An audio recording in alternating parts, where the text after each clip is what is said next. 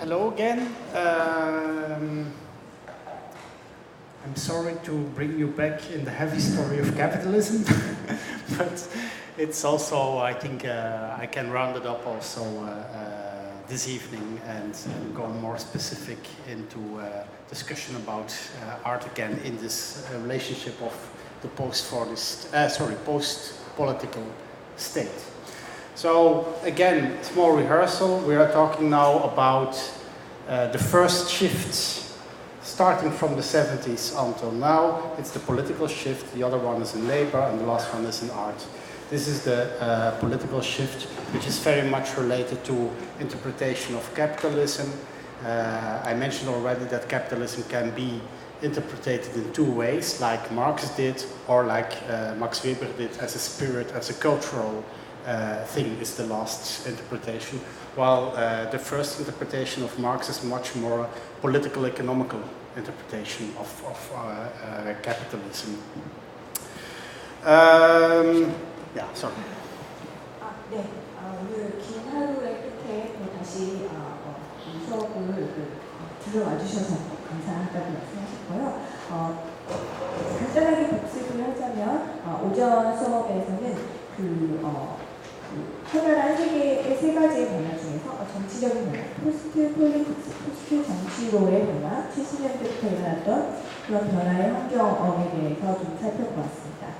그중에서 이제 자본주의 자체에 대해서 좀 공부를 했었는데요. 두 가지의 해석 방법에 대해서 보았습니다. 하나는 카를 막스의 정치경제의 학적인 분석이었고, 또 하나는 막스 베버의 자본주의 정치, 문화적으로 해석하는 자본주의 정치에 대해서 짚어보았습니다. And the whole story of capitalism is a kind of cyclist, always trying to find or getting to the promise of freedom, trying to find freedom, and then trying to find also again security again, and that's always comes back in this history in a different way. 네, 그래서 자본주의는 한 축에서는 자유를 추구하려는 그런 방향, 그리고 또 한 축에서는 그러한 자유를 향한 움직임 안에서 안정과 안전을 찾으려는 그런 이 두 가지 축을 중심으로 해서 끊임없이 순환하는 형태라고 볼 수가 있겠습니다. So, and that makes capitalism also a very adaptive and flexible system, which always adapts its own critique and reforms its own critique. 네, 이런 자본주의 특성은 자본주의 자체를 매우 적응력이 뛰어나고 유연한 체제로 만드는 특성입니다. 그래서 자본주의에 대한 비판 자체를 스스로 수용해서 그것을 새로운 자본주의 형태로 제시하는 그런 능력을 갖게 합니다. So, and that's what I also wanted to explain with the revolt of the 60s, that this whole revolt, and especially this critique, was in fact adapted and taken in capitalism again. As a response, we have things like creativity, creative cities, for example, creative industries, but also the whole cultivation of the freelancer in labor position. 그래서 이 60년대에 후반부터 일어났던 어떤 그런 혁명적인 사회적인 변화가 다시 이제 자본주의에 유입되어서 새로운 형태의 이제 상품, 자본주의 경제 체제 안에서 순환되는 그런 새로운 형태가 나타나게 됩니다. 그래서 문화도시라는 개념이라든가 문화산업 같은 개념이 나타나게 되고 또 고용과 노동의 형태가 프리랜서의 형태로 많이 발전이 되게 됩니다. So, and we are now, I think, in a phase that we are facing again we are in this high state of kind of, or at least feeling of individual freedom, but at the same time, a lot of people, especially I see this in creative labor and people who work in the creative field, especially freelancers, feel locked up again in a new kind of iron cage. 그래서 지금 현재 우리가 처한 상황은 고도의 개인의 자유를 누릴 수 있는 상황으로 보이지만 다시 들여다보면 그 안에서는 특히 창조적인 일을 하는 사람들, 창조적인 노동을 하는 예술가들 같은 창조 노동을 하는 사람들, 더 예를 들어서 프리랜서의 형태로 노동을 하는 사람들은 또다시 이 안에서 새로운 천상에 갇히게 되는 그런 구조에 직면하게 됩니다. And I want to go now, the coming hour, much more in depth into what this iron cage is about nowadays.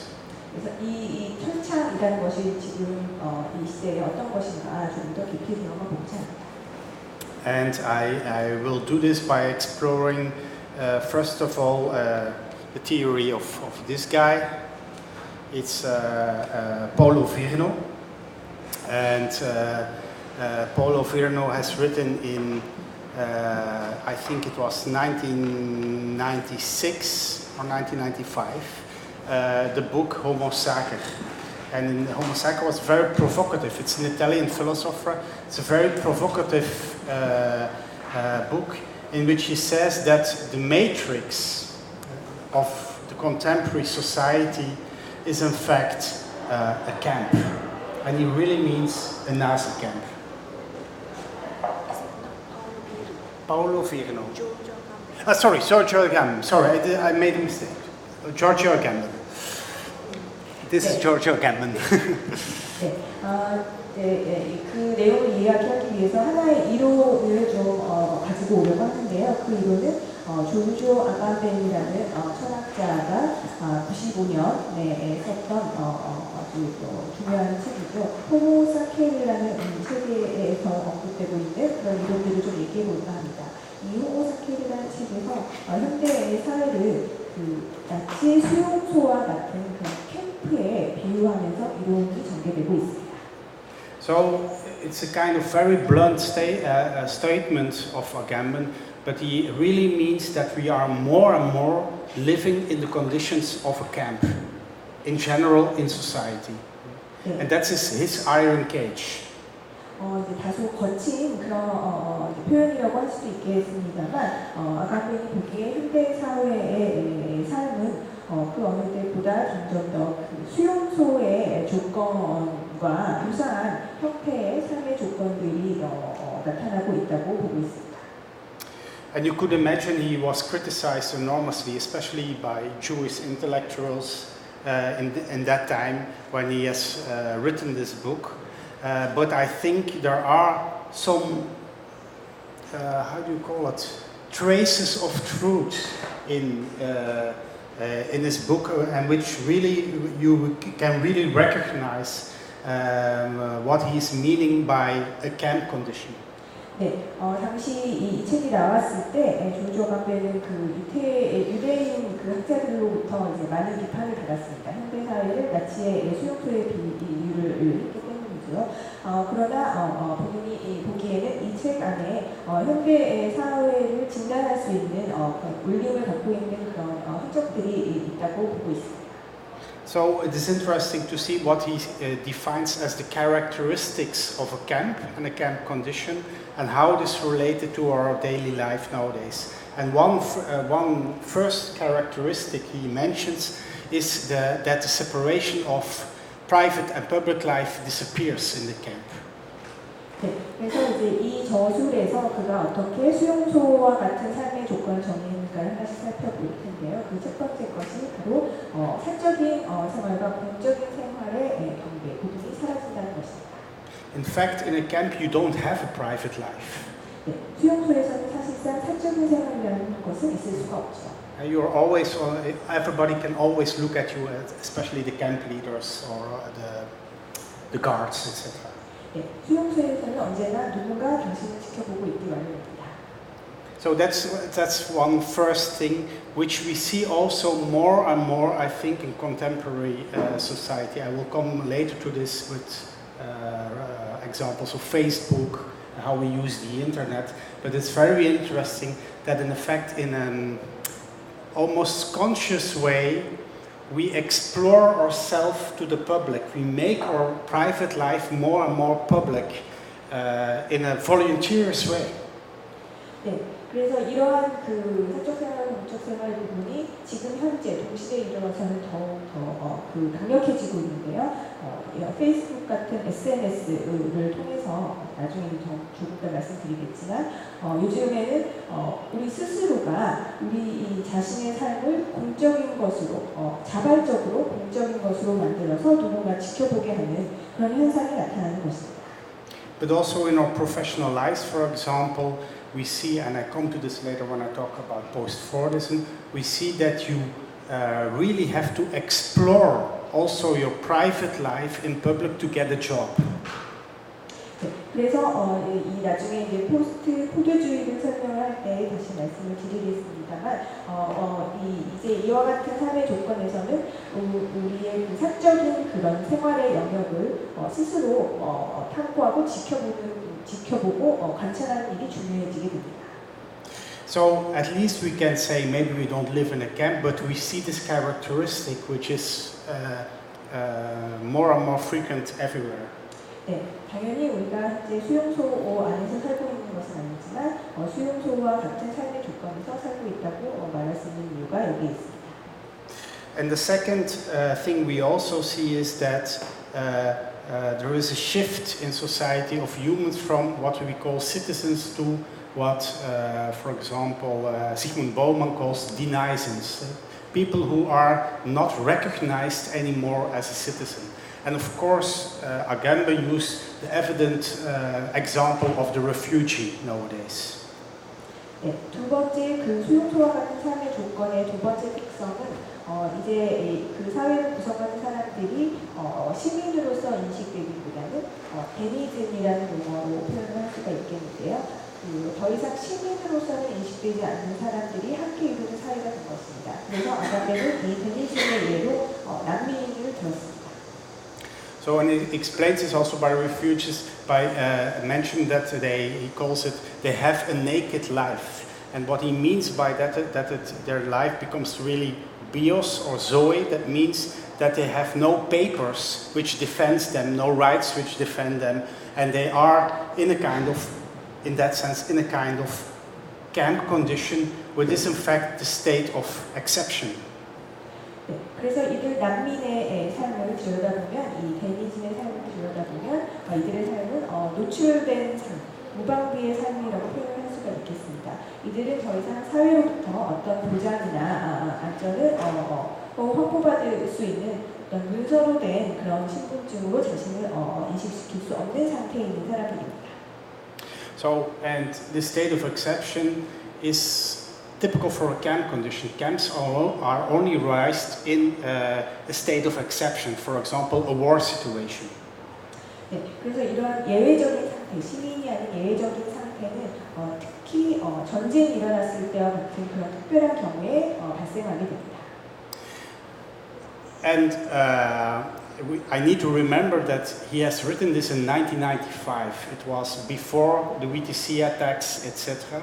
So it's very interesting, for example, when you look at the rhetorics of Bush, who responded at the VTC attacks, that he talked literally about the state of exception in which we came now, in a state of war also, and they use this, especially in the response on terrorism, to make exceptional rules, like Guantanamo Bay is a kind of state of exception on their own state rules at this moment. You say, okay, we can do this in Cuba somewhere, but in fact it's not in our law system that we can do this. So they created a kind of state of exception.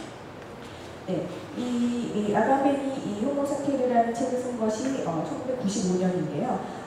흥미로운 것은 그 뉴욕 9.11 테러가 일어났을 때 그 부시 대통령이 표현한 내용들을 들어보면 문자 그대로 이 아감벤이 호모사케르에서 말했던 예외 상태임을 선언하게 됩니다. 부시 당시 대통령이 미국 대통령이었던 부시는 9.11을 일으킨 테러리즘에 대한 대응으로서 예외 상태를 선포를 한 것인데요. 예를 들면 쿠바의 관타나모 베이에 죄수들을 수용하는 어떤 일련의 절차들을 미국의 그 합리적인 법규의 예외의 상태에 두고 예외의 상태에 두면서 동시에 그것을 미국의 법규 적용의 테두리 안에 두는 그런 예외 상태를 선포하게 되는 것입니다. So, and that's what I mean by state of exception, and we see more and more regular states, also in Belgium, I come to this later, who manage to sidestep their own constitution, their own laws. They make exceptional places where you can escape from the law. For example, also, not that tough like is done here with a jail or with torture, but for example with tax laws. Some companies can escape the tax law, the general law of a country. So countries make more and more, states make more and more states of exceptions in their own state. 네, 그래서 이러한 예외 상태에서는 그 국가의 헌법이라든가 어떤 그 정규적인 범위를 벗어나는 예외의 상태가 공식적으로 국가에 의해서 허용이 되는 상태인 것입니다. 그래서 간타나 호베이 수용소에서 일어났던 고문의 그런 일들이라든가 그런 것을 예를 들 수가 있겠고, 또는 큰 기업들이 자국의 세금의 그 법적인 그런 틀을 벗어나서 세금을 내지 않기 위해서 여러 가지 예외의 상태를 만들어 나가는 대기업들이 그런 상태를 만들어 나가는 그런 것들이 모두 예외 상태라고 말할 수가 있겠습니다. So I think Agamben makes a very kind of tough or blunt statement, but again I think we see traces of what he says in contemporary society, and I think one important trace nowadays we definitely see in Europe is that states try to make no, don't worry. It doesn't work. Oops. Try to make a state of exception by dealing with refugees, as in fact Agamben foresaw. So more and more people become part of a deal of a kind of precarious life, as also is written by Judith Butler, become a refugee, sans papier, citizens without rights or denizences. But also you can ask more and more the question if freelancers also have less and less citizen rights, or at least less and less social security rights guaranteed by the state. So you see a kind of, how do you call it, degrees of protection, social protection also, welfare protection by states of their own citizens. And you see this also in professions like, for example, the freelancer. 네, 그래서 이 아감벤이 1990년대 중반에 얘기했던 내용들이 오늘날 현대 사회에서 여러 가지 진상으로 나타나고 있습니다. 유럽에서도 마찬가지로 난민들이 많은 다양한 종류의 난민들이 발생을 하고 있고, 이들은 이제 시민으로서의 권리를 보장받지 못하는 상태에서의 불안정한 삶을 영위할 수밖에 없습니다. 그래서 이제 주디스 버틀러라는 학자의 이름으로 또 연구를 하셨고요. 그 다음에 또한 이런 난민들뿐만 아니라 앞서 말씀드렸던 프리랜서의 형태로 고용이 될 수밖에 없는 그러한 노동자들의 삶의 형태 또한 매우 불안정한 삶이라고 할 수가 있겠습니다. 사회적인 보호 장치, 복지라는 측면에서의 보호 받는 이 정도가 감소하는 줄어드는 그런 사회인 것입니다. And that's also the feeling which was communicated by a lot of artists, for example, or creative workers in general. When we interviewed them, they felt themselves more and more as a kind of outlaw. That means that they have not the potentiality to build up their own pension, to even take a serious healthcare insurance, etc. And they fell out of this kind of welfare system. 네, 그래서 그 예술가들도 마찬가지로 지금 연구 과정에서 만났던 많은 예술가들이 이제 노후를 위한 연금이라든가 의료를 위한 보험이라든가 그런 것들을 고민해야 되는 상황에서 사회가 보장해주는 어떤 그런 체제에서 누락되고 있다, 탈락되고 있다는 그런 느낌을 갖고 살아가고 있다는 의견들을 필요로 했습니다. And that's what we really see, I think you see, and that's a new phenomenon, I think. You see more and more high school people who have a university diploma or at least of an academy, etc. Though they are really schooled and skilled, but they even cannot find a decent job or a decent paid job. And that's a huge difference between the critique of the 70s, which was a classical Marxian critique of the proletariat, the precariat are often high school people who become more and more in a precarious or get in a precarious situation. 네, 그래서 여러분도 잘 아시겠지만 이제 현재는 공학력의 인력들이 많이 배출되고 있음에도 불구하고 이들이 합당한 직업을 구하거나 또 적절하게 급여를 받을 수 있는 그런 직업을 찾는 것이 어려워진 그런 사회가 되었습니다. 그래서 그 70년대에 일어났던 그런 프롤레타리아의 혁명, 고교를 졸업한 정도의 사람들이 추구했던 그런 혁명과는 또 다른 그런 전환이 필요한 시기가 된 것입니다. Again, this is what we often detected in interviews just by talking about people about their life, their financial conditions, how they survived, etc. 네, 이러한 증상들이 그 연구 인터뷰 과정에서도 많이 감지가 되었고 그 예술가들이 이러한 고충들을 많이 얘기를 했다고 합니다. So what you in fact see is that a lot of states more and more are deconstructing the securities, the collective securities of the welfare state, and they are dismantling, in effect, state guarantees. 그래서 이제 많은 그 국가에서 그 기존에 집단적으로 보장을 하던 그런 사회적인 안전 장치라든가 그런 것들이 점점 해체되는 현상을 볼 수가 있습니다. And this is also what I meant by the dismantling of institutional guarantees in a society. 네, 이는 또한 그 사회의 어떤 제도나 기관들의 해체와도 연결이 되어 있습니다. So the crisis, also especially the crisis of 2007, the end of 2007, 2008, is used more and more to legitimize an economical state of exception. 그래서 2000년대 후반에 나타난 경향은 그런 어떤 경제적인 위기가 초래하는 예외 상태를 정당화하려는 그런 움직임이었습니다. And states themselves are put under pressure to in fact make their own stable legal framework more and more changeable, flexible, and I call it also liquid. They change more and more their own constitution and laws in what I call a system of measurement and measures. They take measures again and again. And what is interesting in measures is that you always can change a measure when there is a situation of crisis. You again change the rules, change the measures. And that's making, in fact, a law system very liquid. 네, 이러한 변화 속에서 이제 많은 국가들이 국가의 어떤 법적인 체계라든가 국가를 이루는 근본적인 그런 구성들을 굉장히 유연하게 만들려는 시도를 하고 있습니다. 액체와 같다고도 표현을 할 수가 있겠는데요. 여기에서 이제 유연하게 만드는 시스템 중에 가장 핵심적인 것은 무언가를 측정하는 시스템인 것입니다. 경제의 상황, 문화의 상황을 측정하는 시스템을 매우 유동적이고 액체와 같이 만들려는 시도인데요.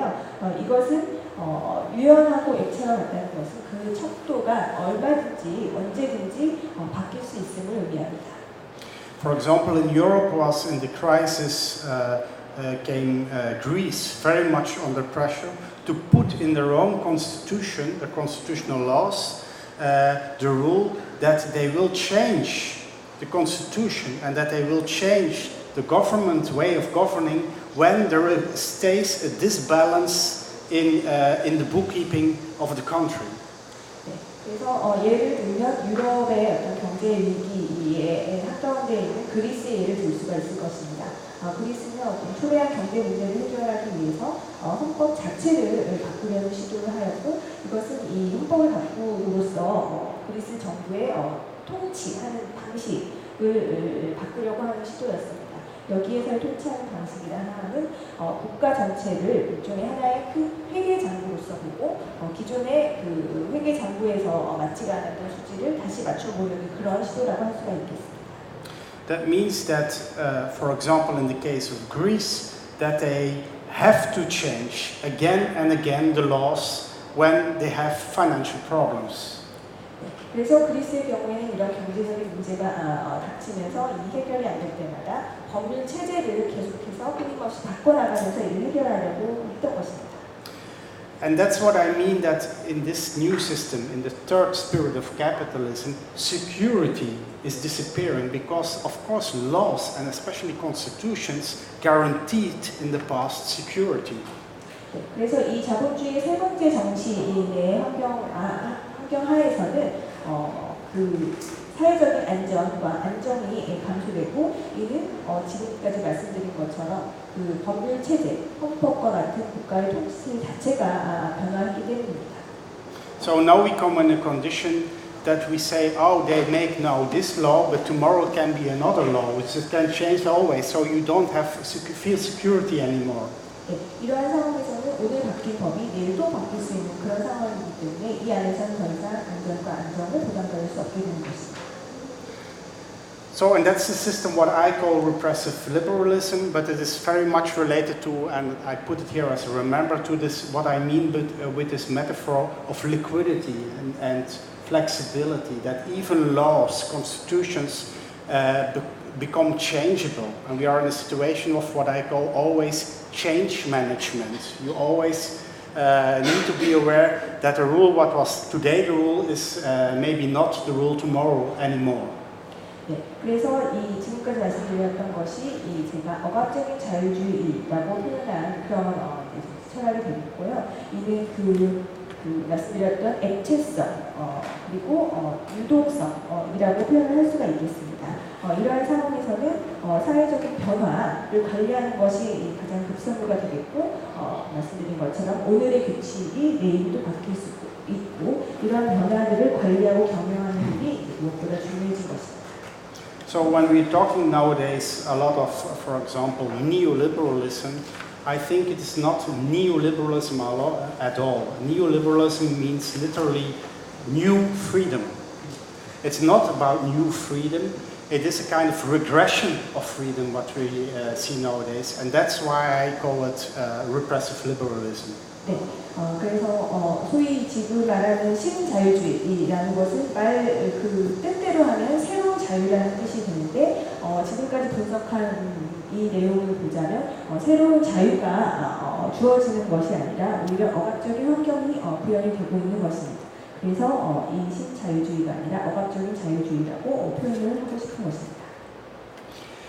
And I try to explain now by three quotes what I mean by this repressive liberalism. But again, to remember is this repressive liberalism, in fact makes the new iron cage. 네, 그래서 이제 이 억압적인 자유주의에 관한 세 가지 인용문을 좀 말씀을 드릴 텐데요. 이 인용문을 통해서 아까 말씀드렸던 그 새로운 철창이라는 것은 어떤 의미인가를 아실 수 있을 것입니다. And I try to use I will use three quotes to explain or to make clear what I exactly mean by repressive liberalism. The first one comes from Hans Achterhuis. It's a Dutch philosopher, and it comes out of his book, The Utopia of the Free Market. 네, 첫 번째 인용문은 그 한스 아크테르휘스라는 네덜란드 철학자의 것입니다. 이 네덜란드 철학자는 자유시장의 유토피아라는 책을 썼습니다. Can't you put it on?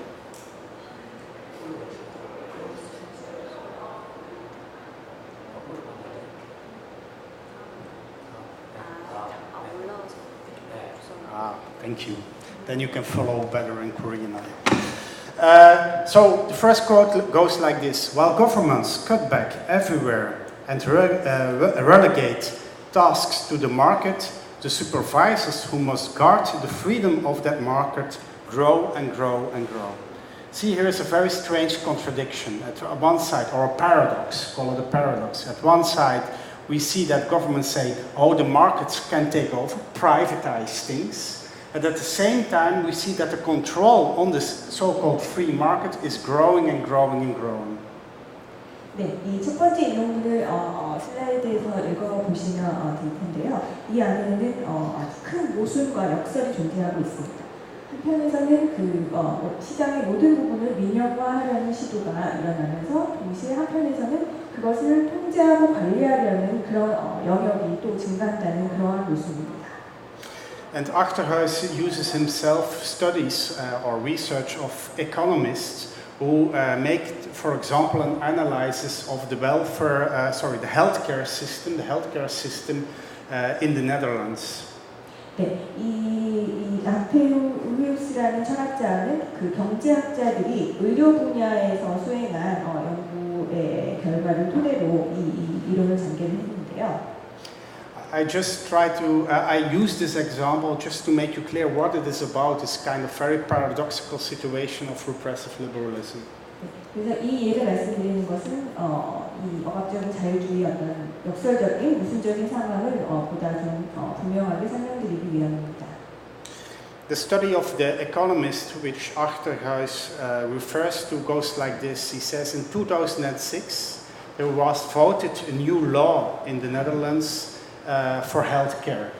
And in fact this law privatized the whole healthcare field, so hospitals, the paying back by private security of medicines, etc. 2006년에 통과된 새로운 네덜란드의 법은 의료 분야, 병원이나 의학 분야를 민영화하도록 하는 그러한 법이었습니다. And what is interesting now is that the percentage of the GDP, the General Development Product, for healthcare in the Netherlands was in 2005, so before the voting of this law, was 7.2%. In 2008, so 2 years after the voting of the and privatization of healthcare, the part of healthcare of the GDP was already 12.3%. 12.3. So this is a very interesting paradoxical situation. You think, oh, we let a free market in the healthcare field, so there will be competition, prices go down. No, prices went up. And then the question the economists ask and also Achterhuis ask is why?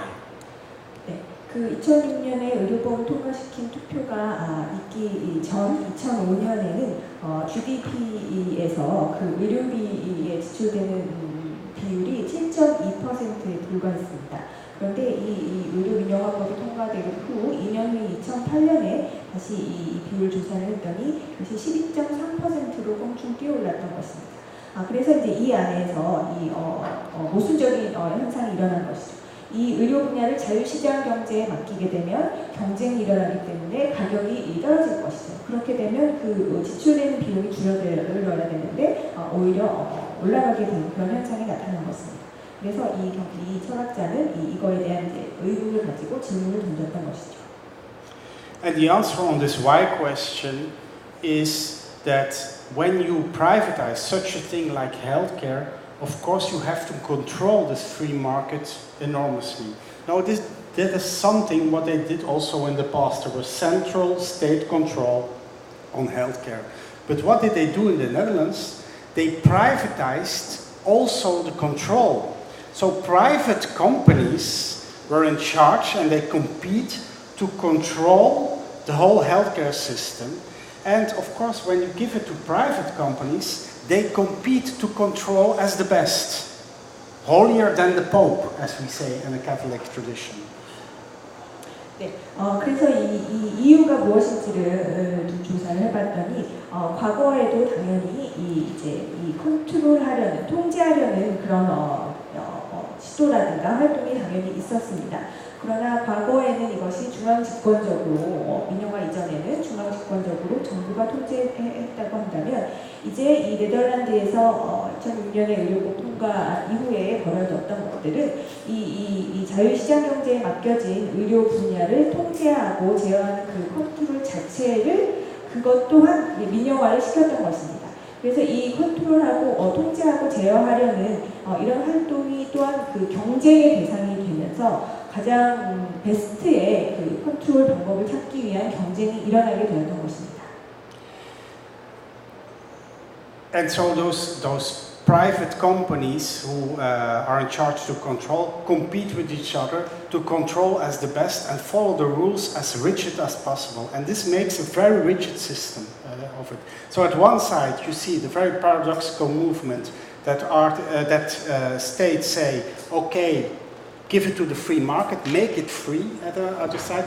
At the other side, also the control is made free, given to the free market, and they make in this competition a very rigid system of it. And that's the whole paradox of repressive liberalism. 네, 이렇게 이제 의료 분야를 통제하는 그러한 활동 또한 민간 기업의 손에 맡겨지게 되면서 한편에서는 자유시장 경제에 맡겨진 의료 분야, 또 이 분야를 통제를 하는 민간 기업들의 경쟁이 결국은 그 전체 의료 분야에 굉장히 경직된 시스템을 구축하는 결과를 초래할 수밖에 없게 된 것입니다. And this is happening not only anymore in healthcare field, it is also happening in education system, etc. For example, I worked for 10 years in the Netherlands in an art school and at the university, and in those 10 years I had 7 audits and accreditations of companies like that who control if you are a good educator, if the system is good, etc., etc. You have to do a lot of paperwork for that. Maybe some of you know how this. And also the system comes into museums, etc., where you have to prove again the figures that you attract so much visitors, etc. So those companies take the control over. And very interesting is the last assessment I had at the art school. This private company who did it, the name of the company was called Control. Because control is something good, it's a good quality. When you control as the best, you are guaranteed that when you go to the government, you are guaranteed that you get subsidizing again. 네, 이러한 지금 의료 분야에 예를 들어서 말씀드렸던 이런 현상이 사실은 의료 분야뿐만 아니라 교육 분야에서도 일어나고 있는 것이 현실입니다. 그래서 지금 네덜란드의 대학교에서 가르치신 지 10년 가까이 되었는데요. 이제 이 대학교의 교수들이나 교육자들을 평가하는 데 있어서 이제 민간 기업들이 들어오게 된다는 것입니다. 정부에서 이 민간 기업들에게 교육 분야를 통제할 수 있는 그런 권한을 줌으로써 이 정부가 이 대학 교육기관의 기금을 계속 지원을 해도 되는 것인지 그런 것들을 결정하기 위한 통제의 역할을 민간 기업이 하게 되는 것입니다. 미술관 같은 문화기관도 마찬가지고요. 그래서 지금 파스칼 기elen 선생님께서 가장 최근에 받았던 평가가 그 평가를 하러 들어왔던 민간 기업의 회사명이 컨트롤이었다고 합니다. And so this is the very paradoxical system, a very strange system. And at one side we are said that we can be free and take our own liberal thoughts and actions, and at the same time we are controlled by a lot of players at the same time. So it's not anymore a kind of vertical, hierarchical control like old institutions did. No, also the control itself became a kind of network-like horizontal control. Everybody is controlling everybody in the system. 그래서 이 억압적인 자유주의 환경에서는 보다 많은 자유가 시장 경제 체제에 주어졌지만 그뿐만 아니라 동시에 더 많은 통제의 행위자들이 주변에서 활약을 하게 되는 것입니다. 예전의 통제라는 것이 수직적인 통제였다. 위에 있는 정부가 또는 국가가 통제를 하는 것이었다면 지금은 이 컨트롤 자체가 수평적이 되어서 예전과는 다른 여러 분야의 다양한 영역들이 나를 통제하기 시작했던 것이죠. And we see this system not only in Europe, for example. The second quote is of Lawrence Lessig. Lawrence Lessig is a philosopher of law in the United States, and he's in fact the man who is in the back of maybe you know it, Creative Commons, the Creative Commons license. Also, he invented it and developed it for the United States. And he says the same for culture, so not anymore for healthcare or something like that. He says there has never been a time in our history when more of our culture was as owned as it is now, and yet there has never been a time when the concentration of power to control the uses of culture has been as unquestionably accepted as it is now. See again this very strange paradox. Culture is given free, make your own culture. Your own culture is your own culture and you can have it your own, but at the same time there's an enormously unquestioned control on what we use as commodities, culture, etc. 네, 그래서 이러한 앞서 예를 들었던 의료 분야에서 일어난 모순이나 역설이 이제 문화 분야에서도 나타나고 있는 것입니다. 바로 두 번째 인용문에서 그 내용을 보실 수가 있는데요. 미국의 법철학자인 로렌스 레스크의 말입니다. 이 법철학자는 여러분이 많이 아시는 크리에이티브 커먼스라는 저작권에 관련된 그런 개념을 처음으로 주창했던 그런 사람입니다. 그래서 이 법철학자가 말한 대로 과거 어느 때보다도 문화를 소유하고 문화가 소유의 대상인 시기에 우리가 살고 있는데 그러면서도 동시에 자유롭게 문화가 이제 주어진 그런 시기에 살고 있으면서 동시에 그 문화를 통제하는 권력이 그 어느 때보다도 소수에게만 집중이 되고 있는 그런 시대에 살고 있다. 더불어 그러한 현상에 대해서 오늘날처럼 아무런 의심 없이 받아들여진 시기도 없었다라고 말했습니다. And by reading those books of Lessig and Achterhuis, but also by doing research myself in institutions like art academies, museums, but also cultural policy institutions, but also my own experiences at working as a professor at a university, I was remembered in a way to a book which I've read when I was 19 years old, but I couldn't understood at all when I was 19 years old when I read it. And it is the book was called The One-Dimensional Man of Herbert Marcuse. 네, 그래서 지금 이제 말씀드리려고 하는 책은 허버트 마르쿠세의 1차원적인 인간이라는 책에서 다시 이 내용을 좀 끄집어낼 수 있을 것 같습니다. And especially the quote, what I completely did not understand when I was 19 years old, goes like this. Under the rule of a repressive whole, liberty can be made into a powerful instrument of domination. See again the very strange paradox. 네, 그래서 이 책을 이제 10대 후반에 읽었을 때는 이해하지 못했던 대목이 이제 이와 같은 예술 사역 연구를 하고 교수로서의 경험을 쌓은 후에 다시 어떤 이제 울림을 주는 대목을 찾은 셈인데요. 그 내용은 바로 억압적인 전체의 원칙 아래 자유는 강력한 통치 수단이 될 수 있다. 라는 억압과 자유가 공존할 수 있다는 또다시 매우 역사적인 인용문이라고 할 수가 있겠습니다. But in fact what he's saying is very lucid to me nowadays. He's saying make people free as much as possible on the individual level, make them all freelancers, and you have all the tools in your hand to make a very repressive political system. Be aware that your employers are not anymore in the union, and you have very weak political animals in your society. You can do everything what you want with it. Make them as free as possible, but of course on the individual level. 네, 그래서 이 지금 역설적인 인용구가 지금은 굉장히 분명하게 이해가 됩니다. 그래서 지극히 높아진 개인의 자유, 프리랜서로서 일하는 그런 개인의 자유가 높아졌지만 이제 더 이상 당신을 고용하는 것은 노동조합이다. 당신의 고용을 지켜주고 보장해주는 것은 노동조합이나 이제 그런 곳이 어떤 시대는 이제 지나간 것이죠. 그래서 지금은 이 개인의 자유가 높아진 만큼 당신은 정치적으로 매우 연약한 동물이 된 그런 시기가 찾아왔다고 할 수가 있겠습니다.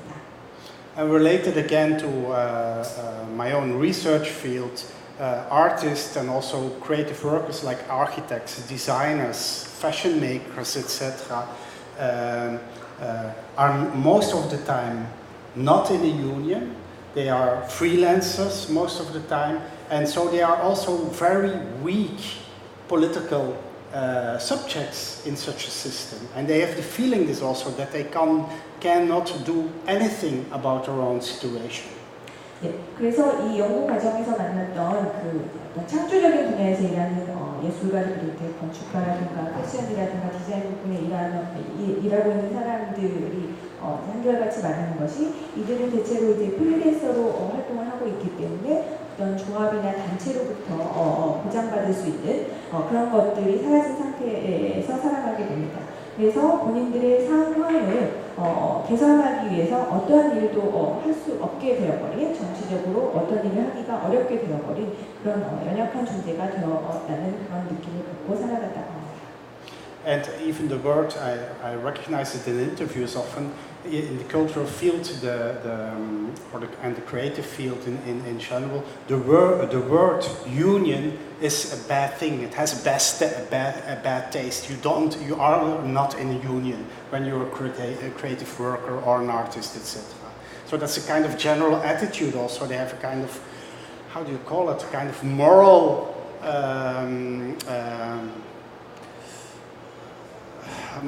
feelings that you cannot be in a union when you are a creative worker or an artist in general. 네, 그래서 이러한 그 억압적 자유주의의 사회 풍조 안에서는 이러한 창조적인 분야, 예술에 종사하는 사람들이 유니온, 이런 노동조합이라는 단어를 언급하는 것 자체가 이 창조적인 분야, 예술적인 분야에 어울리지 않는 것으로 그렇게 여기는 풍조마저 생기고 있고 이것을 심지어 윤리적으로 재단하는 그런 경향까지 나타나고 있습니다. So, and it is this kind of cultivation of so-called freedom, that you're free, that you're not applied in a job, but that you're a freelancer, that you're not a member of a union, etc., which make them in fact stick in a system and make them also very weak to defend their own rights, etc. in general. 네, 이렇게 자유가 높아진 대신 조합의 일원으로서 살아갈 수 없는 상태에서는 그 사회라는 시스템에서 점점 더 약한 존재가 될 수밖에 없습니다. So you could even say it's their own work or even their own labor ethics, which is biting themselves. 네, 그래서 이렇게 표현할 수도 있겠습니다. 이 예술가들의 예술이라는 작업 자체가 이들의 삶을 갉아먹게 만들어버리는 이제 그런 사회가 된 것이라고도 말할 수가 있겠습니다. And again, it is this kind of labor ethics of the romantic artist which is copied again and again in other economical fields. 네, 그래서 지금 이 말씀드렸던 이러한 예술가의 삶은 굉장히 어떻게 보면 낭만적으로 그려지는 19세기부터 계속 사람들의 머릿속에 그려지고 있는 예술가의 모습, 이 낭만적으로 그려지는 예술가의 모습이 현재 억압적인 자유주의의 상황에 다시 들어오게 되는 것입니다.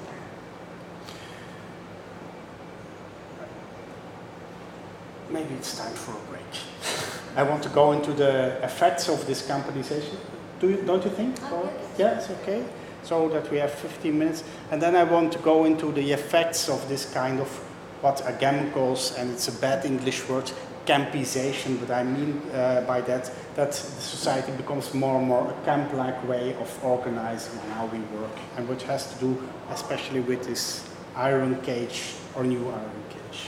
네, 그래서 한 15분 정도 쉬었다가요, 이 수용소화되어 버리는 사회의 어떤 영향을 지금 보고 계시는 어떤 철창의 시각적인 이미지를 통해서 조금 더 살펴보겠습니다. 말씀하신 것처럼 이제 비용을 더 지불하고 의료 서비스를 받아야 되는 이제 상태가 되었습니다. 그래서 지금 살고 계시는 곳은 벨기에 엔트워프라는 곳인데 네덜란드와의 접경 지역에 있습니다. 그래서 많은 네덜란드 사람들이 그 의료 비용을 감당하지 못해서 벨기에 병원을 이용하러 오는 것을 목격할 수가 있었는데요. 이렇게 이제 의료 서비스의 비용이 비싸진 것은 아까도 말씀드린 것처럼 이것을 단순히 개인이 부담해야 되기 때문에 비싸졌다기보다는 그 의료 서비스 자체가 민영화되고 그 의료 서비스를 통제하는 그 통제의 활동 또한 민영화가 되면서 그 의료 서비스 하나가 구현되기 위한 그 수많은 그 과정 안에 비용이 이제 발생을 하게 되는 것입니다. 이러한 비용이 발생하면서 그 서비스 자체의 가격이 올라가게 되고 이러한 전체적인 부분이 하나의 국가나 시스템이 되면서 이 서비스를 이용하는 사람은 더 많은 비용, 임용한 이후에 더 많은 비용을 지불해야 되는 그런 상태가 되었습니다. So also in for example, hospitals, but also in art schools and schools in general, in universities, you get also a new kind of staff, a special management which is only busy with tackling auditions, accreditations, and dealing with this kind of control. They deal with the paperwork, but what they in fact do is also organize a lot of paperwork for the professionals in those institutions. And that's what I call also the deprofessionalization of jobs, because you cannot focus anymore on the real skills in which you were schooled. For example, that's as the last example I used, I say always, nowadays we have in the school 2 teachers in one person. One teacher which stands for the classroom and one teacher on paper. He has to describe all the things, what he has to do, the competences which he has learned, how many contact hours he had with students, etc. But that is a completely, or can be, a completely other person that stands in the classroom. But it costs her or him enormous work and time to fill out those papers, just to protect himself or herself against the control which maybe can come in. 그래서 이러한 그 현상은 비단 의료 분야에서만 일어나고 있는 것이 아니라 학교 현장에서도 일어나고 있습니다. 그래서 병원에서 마찬가지로 이 학교의 어떤 운영과 경영과 관리를 통제하기 위한 기존에 없었던 그런 단계들이 들어오게 되면서 그 안에서의 어떤 일종의 회계의 장부처럼 관리하는 부분, 또 그를 위해서 생산해야 되는 수많은 행정적인 문서, 이런 것들이 이제 발생을 하게 됩니다. 그래서 예를 들자면 지금의 교수라는 것은 2명의 선생이 이제 존재한다고 볼 수가 있겠는데요. 하나의 선생은 교실에서 학생들을 가르치는 선생인 것이고, 또 하나의 선생은 이러한 모든 행정적인 일을 해야만 하는 그런 부분이 되는 것입니다. 사실은 그래서 이러한 행정적인 일을 하는 역할은 어떻게 보면 전혀 다른 새로운 인물이 고용이 되어서 일을 할 수 있는 그런 정도의 전혀 다른 성격의 일이기 때문에 이것을 그 deprofessionalization, 그래서 이 교수로서의 어떤 그런 전문성을 잃게 되는 그런 현상까지도 벌어지고 있다고 보고 있습니다. So you see enormously a kind of, again, deprofessionalization, and my own experience is also, as for example, in the Netherlands, to be a full professor means that you are busy with 50% management, and only management talk, and not anymore the core business, doing research and teaching. And that's what I call, that's a very interesting paradox. In the 1980s and the 90s, they start talking governments that we have as a cultural field, but also as an educational field, have to professionalize. And what they meant by that is bringing business management in it, bring it good financial management in it, etc. But at the same time, this pushed a real professional skills and focus of organizations out of the organization. You have no time anymore to deal in a decent way with your own profession.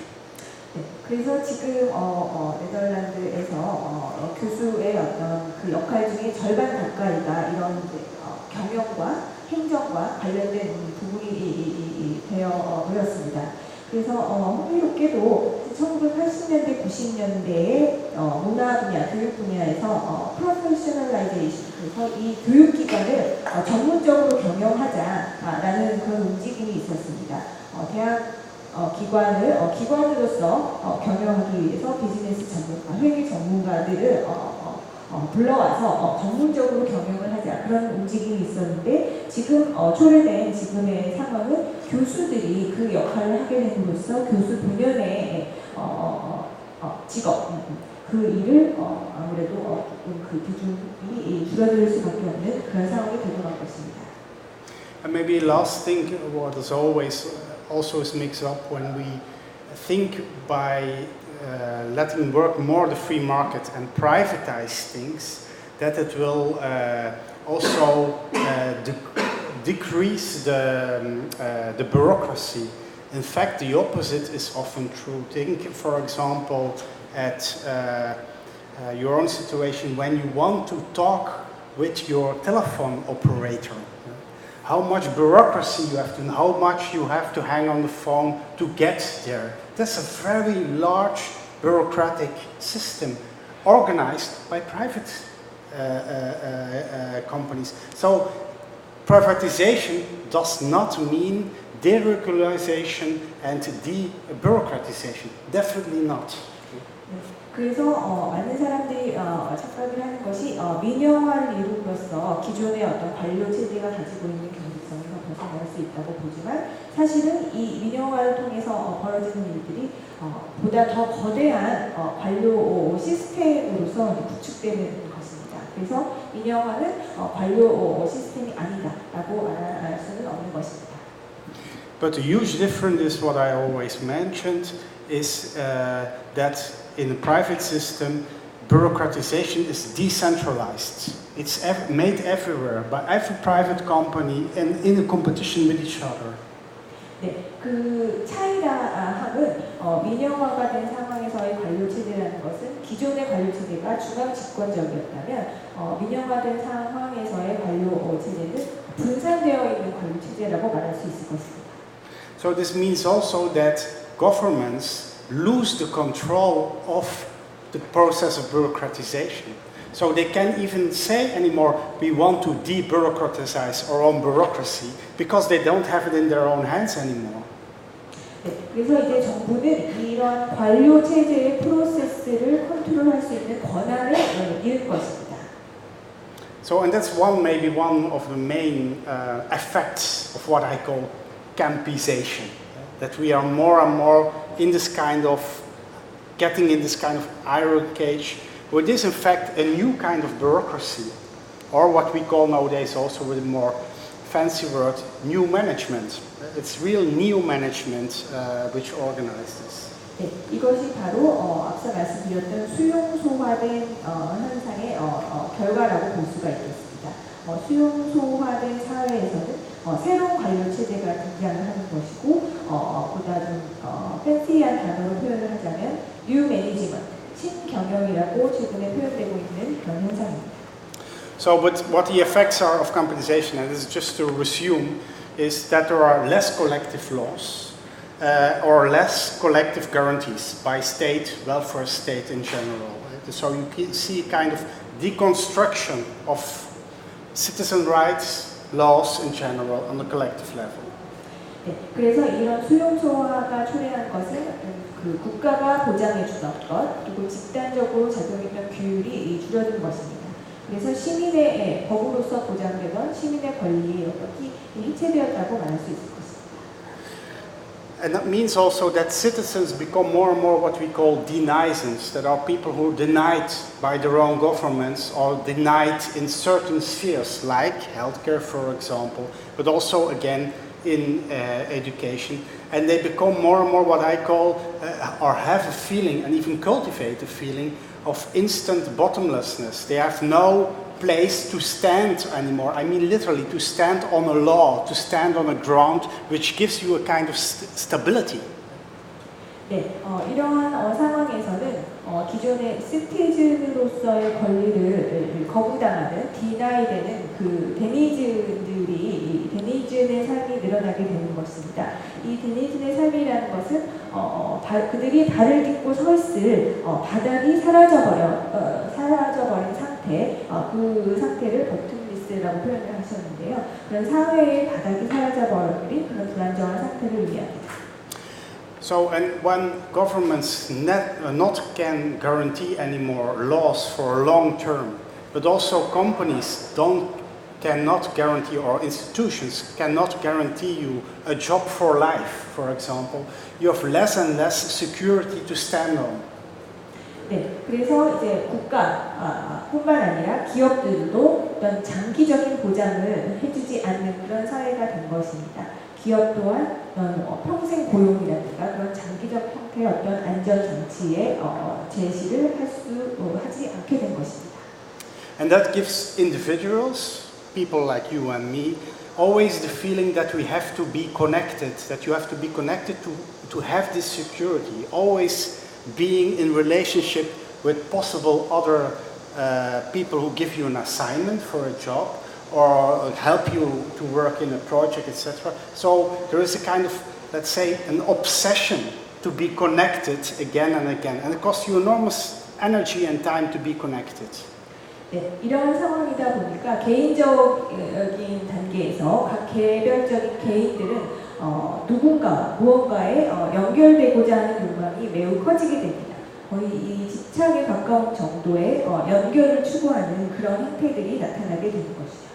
And this is literally what I mean with the metaphor of the flat, wet world we surf, and the only thing what we permanently have to do is doing tack, tack, tack, tack. You have to be connected always, like on the net, literally, but also in your professional life and even in your private life, because it's totally mixed up. 네, 어제 말씀드린 것처럼 납작하고 평평하고 물과 같은 상태가 되어 있는 세상에서 네트워크라고 말씀드릴 수가 있겠는데요. 끊임없이 연결 고리를 통해서 움직여야 하는 그런 상황이 된 것입니다. And the effect of this is that we detected also in our research what I call two completely new or one old one diseases which people have and that are maybe we call it the new labor diseases or working condition diseases which exist. 네, 그래서 이렇게 끊임없이 개인의 사생활뿐만 아니라 직업과 같은 전문적인 분야에서 끊임없이 연결되고자 하는 그런 개인들의 성향이 나타나는 이러한 상황을 본인의 연구에서 크게 두 가지의 어떤 노동의 조건과 관련된 질병으로 칭할 수 있는 두 가지 증상을 발견할 수 있었다고 합니다. And one of these diseases, I don't go very much in depth to this. The other one is much more interesting, I think, but I just mention it. It's what I call external trauma. What do I mean by this is that people have the feeling, because they have the feeling that they always have to be connected, they post their whole life on the internet. Everything, every stupid thing what they do, even when they are drunk, etc., etc. What is very interesting is that we nowadays that employers,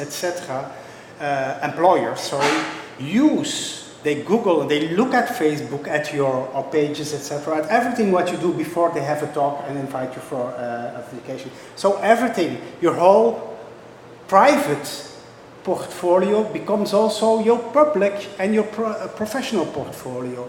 And you know also that everything you posted on the internet can be digged on even 10 years after you did something stupid, etc.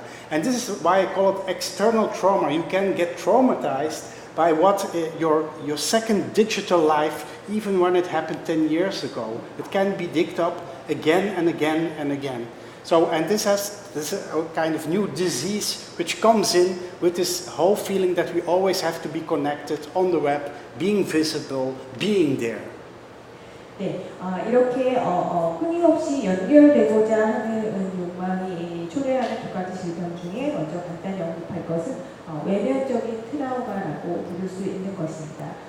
여러분들도 많이 아시다시피 요즘에 많은 사람들이 아주 시시하고 잡다한 개인의 삶을 SNS에 올려서 디지털화를 시킵니다. 그래서 나의 삶의 과거의 기록들이 모두 디지털화된 상태로 SNS에 올라가게 됩니다. 그래서 요즘에는 기업에서 고용을 할 때, 누군가를 고용을 할 때 구글에서 이 사람의 어떤 페이스북이라든가 그런 자료를 찾아보고 이 사람이 술을 얼마나 마시는지 등등의 아주 사사로운 사적인 생활의 부분까지 다 들여다볼 수 있게 될 것입니다. 그래서 이 SNS에 올라가는 나의 그 디지털 형태의 과거의 기록은 공적인 포트폴리오, 나의 공적인 포트폴리오가 되어서 10년이 지난 후에도 다시 꺼내지고 그 또 10년이 지난 후에도 누군가에 의해서 다시 발굴될 수 있는 그런 상태가 되는 것입니다.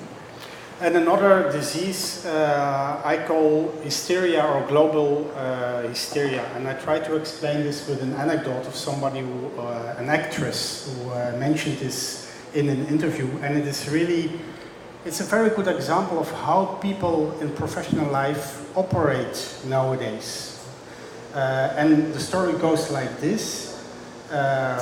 It's a young actress we interviewed, and we just asked her how she get assignments as an actress for plays. She's a theater actress. And she says, yeah, you know how it works. You know the pubs where you need to be. There are specific pubs where directors, theater directors come, have a drink, etc. What happens then? A director comes in and says, oh, I'm busy with a very interesting project. It goes like this and this and this. And maybe, he says literally to the actress, maybe you can have a place in it, because I think it could be interesting for you. And then she says, okay, here is my business card. Mail me when you are interested. And she goes at home. And then what happens is the following. Shall I stop here first, or I don't know? 이제 두 번째 질병이라고 할 수 있는 전 세계적인 히스테리라고 표현을 할 수 있을 것인데요. 이거는 그 연구 과정에서 알게 되었던 하나의 이러한 설명을 드림으로써 좀 얘기를 할 수가 있을 것 같습니다. 그 인터뷰했던 예술가들 중에 젊은 여배우가 있었다고 합니다. 그래서 이 여배우가 배역은 어떻게 따게 되는지 이제 그런 얘기들을 나누었는데요. 일반적으로 생각하는 것처럼 감독이라든가 어떤 제작자가 찾아와서 이런 재미있는 시놉시스 시나리오가 있다라는 설명을 듣고 이런 자리에 네가 한번 참여를 하면 좋겠다라는 식의 제안을 하게 됩니다. 그러면 이 배우는 좋다, 나에게 이메일로 이 내용을 알려달라 하고 이제 명함을 보냈다고 합니다.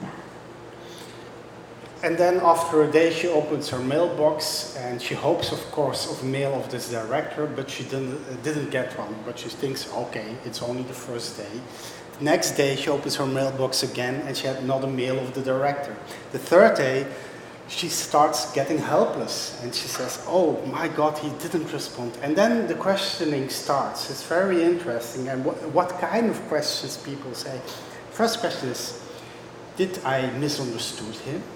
Second question is, did I say something wrong? Third question is, they question themselves is, did somebody else said something wrong about me? And then the last, most awful question is, maybe somebody else get a job, so I'm replaceable. And being replaceable as an authentic creative worker is the worst thing which you can overcome. And this makes people act very hysterious, even paranoia in this system. They are always suspicious of what can happen, what somebody else could say or posted on the internet about you, about your professional skills, etc. etc. 네, 그래서 이 여배우가 이제 이 감독의 이메일을 기다렸지만 여러 날 기다렸지만 이메일은 오지 않았다고 합니다. 이제 그때부터 이 여배우는 스스로 여러 가지 질문을 던지면서 의문을 품게 되는 것이죠. 첫 번째 질문은 내가 그 감독의 말을 잘못 이해했던 것인가? 두 번째는 내가 뭔가 말을 잘못한 것인가? 또 세 번째는 누군가 나에 대해서 잘못된 말을 누군가 제3자가 그 감독에게 했던 것인가? 그리고 네 번째 가장 끔찍한 질문은 다른 배우가 나에게 제안을 했던 그 배역에 다른 배우가 뽑힐 것은 아닐까? 이 그 replaceable, 누군가 이러한 예술을 비롯해서 예술이나 영화를 비롯해서 창조적인 분야에 종사하는 사람들에게 가장 최악의 경우는 누군가가 나를 대체했다는 것. 그것이 이제 가장 최악의 경우로 이제 이해가 되고 느껴지는 것입니다. 그래서 그때부터 이 배우 예술가들은 히스테리컬한 태도로 인터넷에서 다른 정보를 찾아본다던가 하는 그런 증상을 나타내게 되는 것입니다. And this is also the definition which I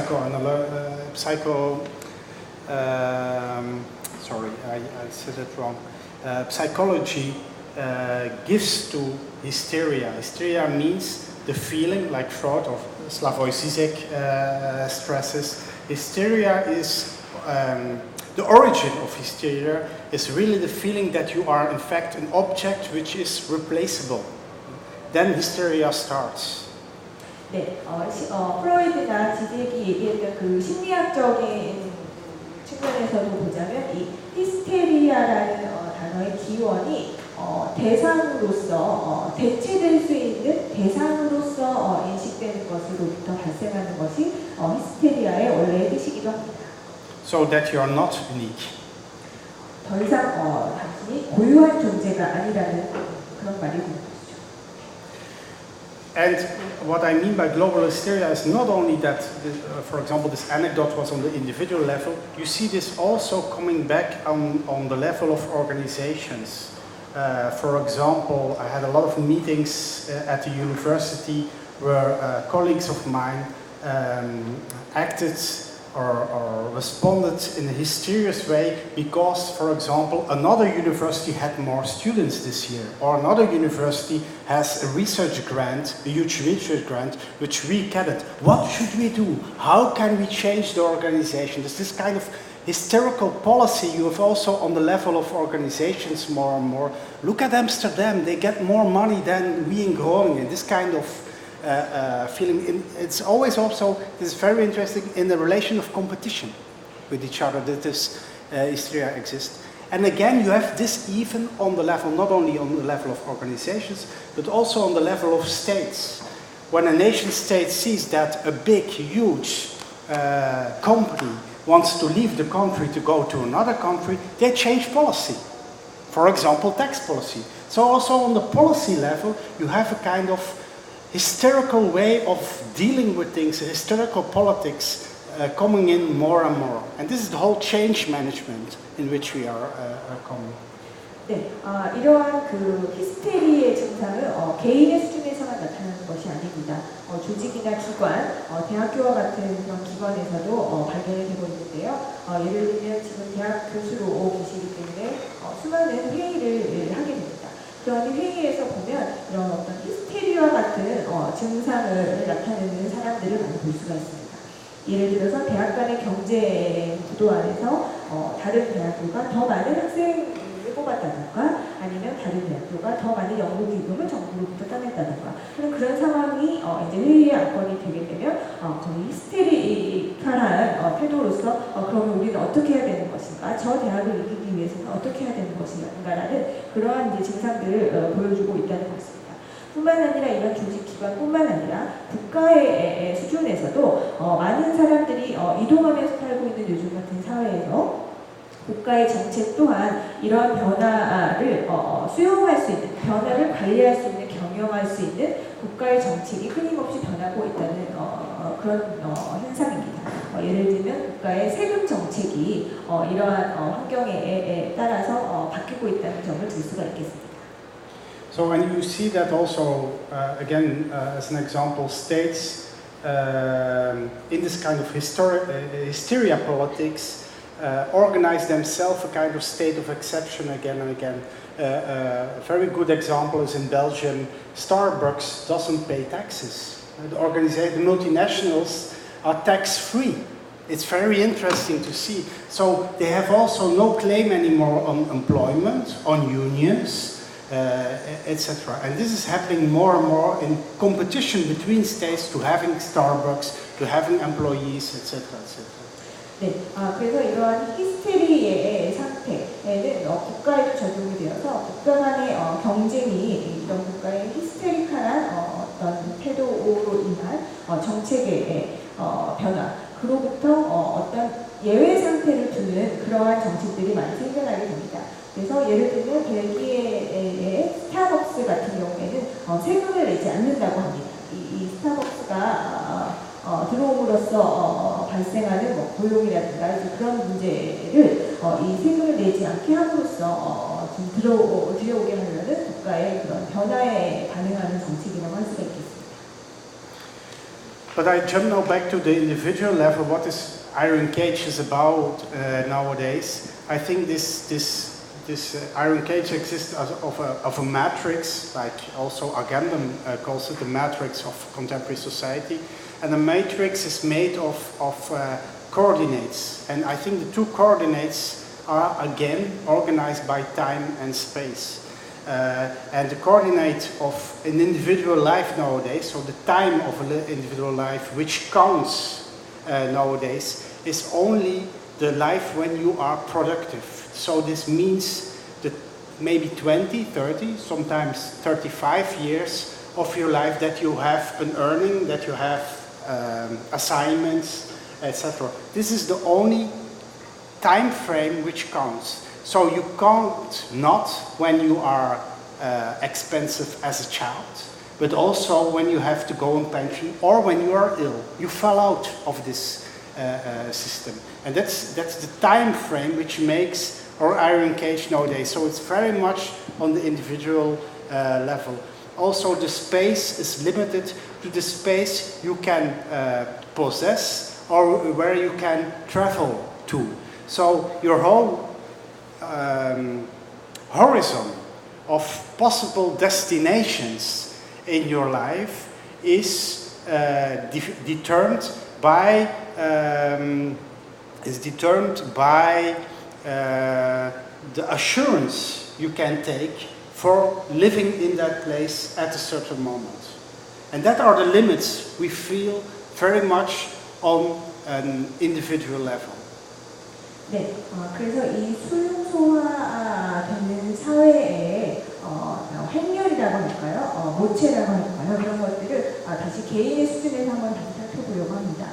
이 행렬이라는 것은 좌표들로 구성이 되는데요. 하나의 좌표는 시간에 관한 좌표입니다. 이 시간의 좌표에서는 이 시간의 좌표에서 중요한 것은 개인이 어떤 생산적인 삶을 살 수 있는 시기에 한정이 됩니다.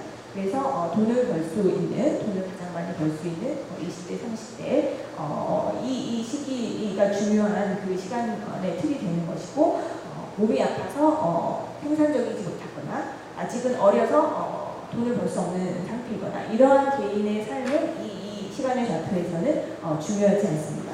그리고 또 하나의 좌표는 공간으로 구성이 되는 좌표입니다. 여기에서 말하는 공간이라는 것은 이 개인이 소유하고 있는 공간, 내가 살고 있는 집이 차지하고 있는 공간, 혹은 내가 어떤 이 사회적인 보장 안에서 움직임이 가능한, 내가 이동할 수 있는 가능성이 있는 그런 공간들을 모두 포괄하는 그러한 좌표가 되겠습니다. So in fact, the iron cage is the individual itself. 네, 사실상 이러한 좌표에서 철창이라 함은 그 개인 자체가 바로 철창이 되는 것입니다. And what I mean by this is when certain securities are not organized anymore on an institutional or a collective level, the only thing which counts is your own individual productivity. I try to explain this, I know this sounds abstract, but I try to explain this just by an example. When you are an employee for the state for 40 years or 30 years, you were guaranteed also a life afterwards. Your time horizon was much more longer because you were guaranteed a pension. But you were also guaranteed health security when you get an illness, etc., etc. All those things, those extra times, fell out when you're only individual responsible for, as a freelancer, for example, for your own conditions of life. And this is the iron cage we feel. We feel this timeline is getting tidy for our own possibilities. That means also your own freedom is shrinking in a way in this time horizon.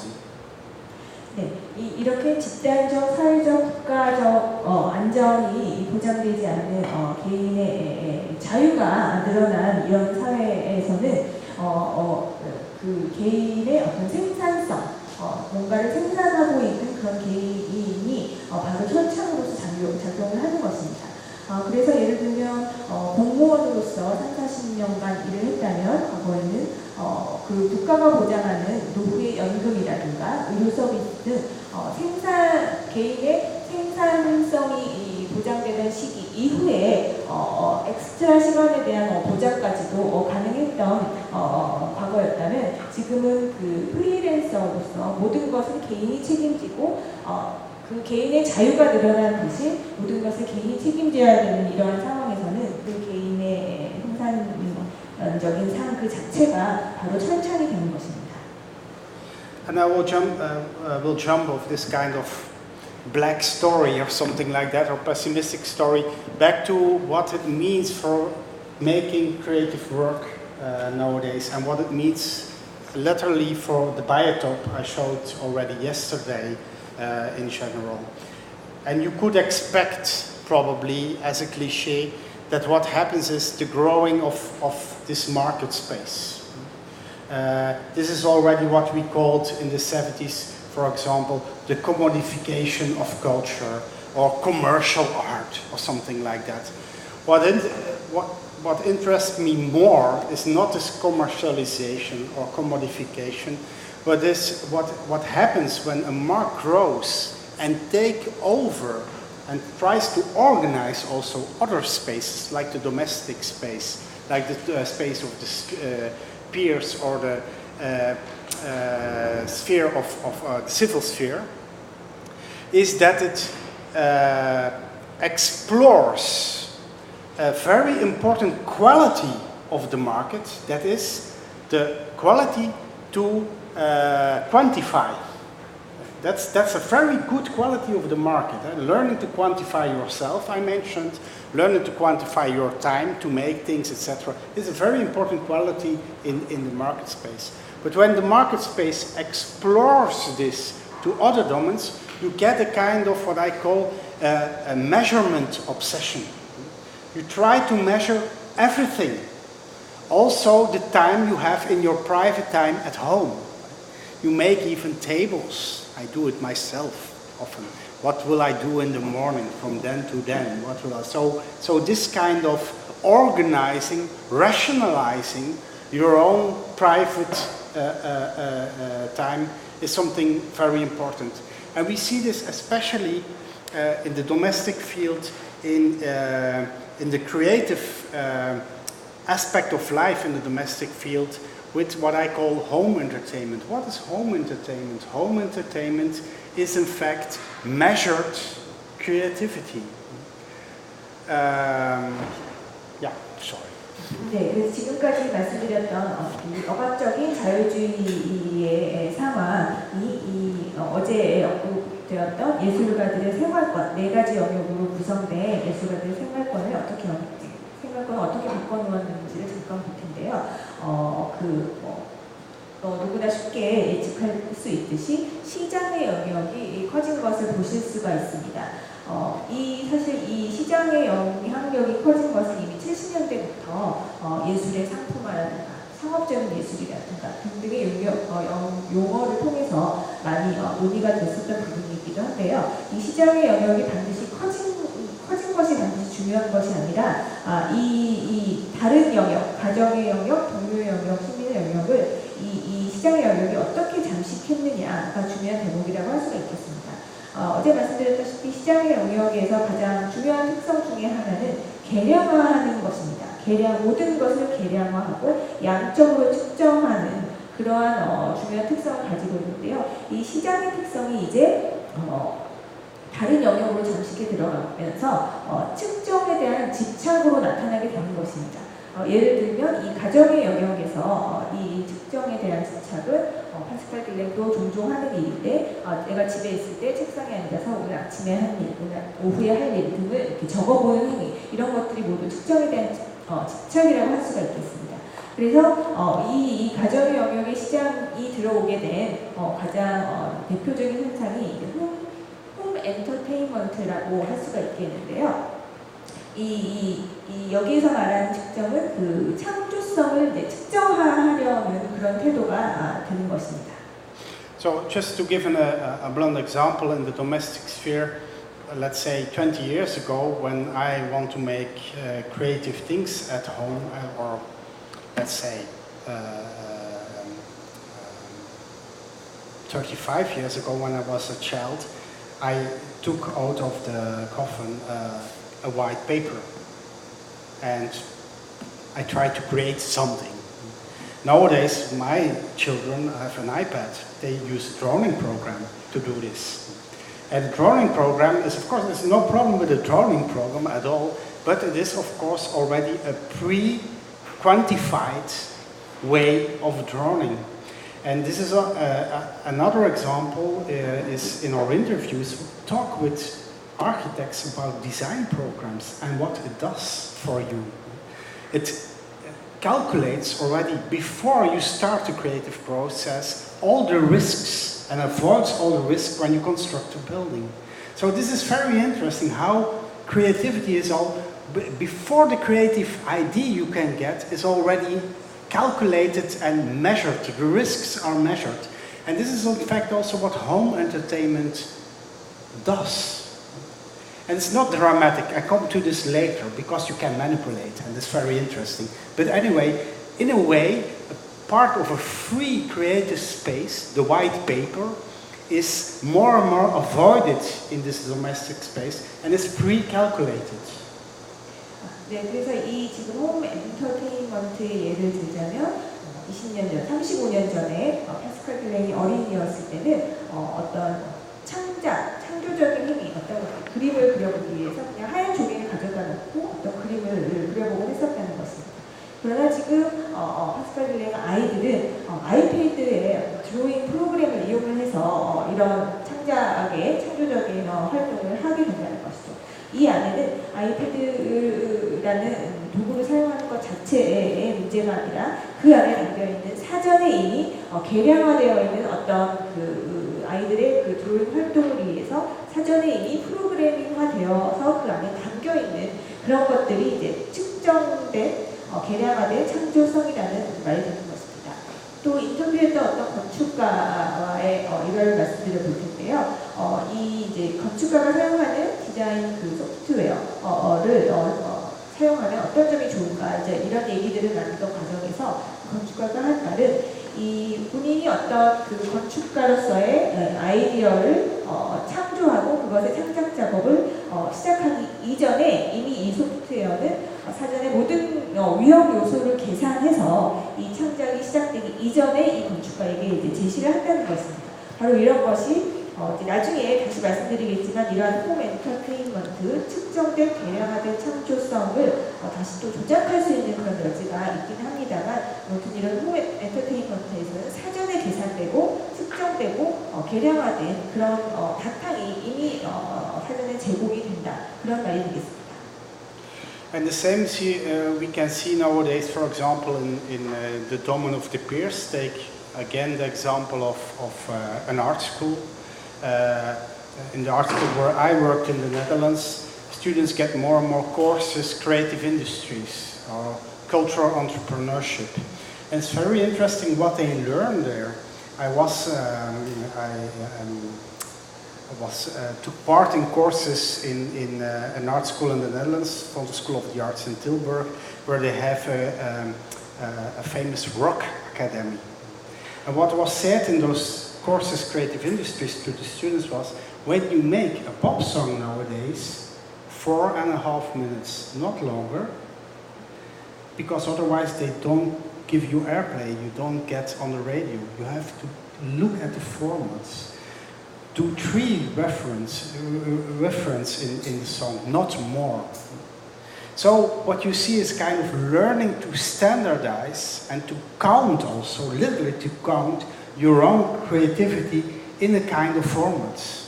And this is the formatting of creativity. And what is interesting is that art schools are also in competition with each other.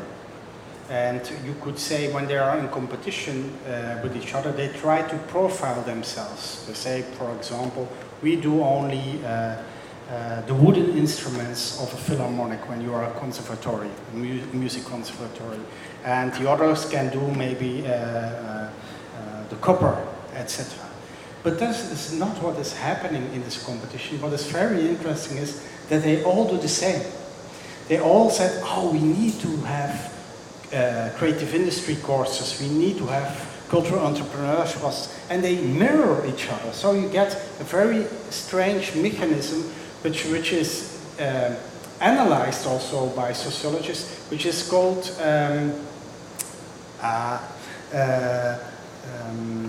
I lost the word, which is called, I use the metaphor, which is called competitive mirroring. You look at each other, in fact you want to profile each other in a competition, but in the fact you look at each other and you do the same.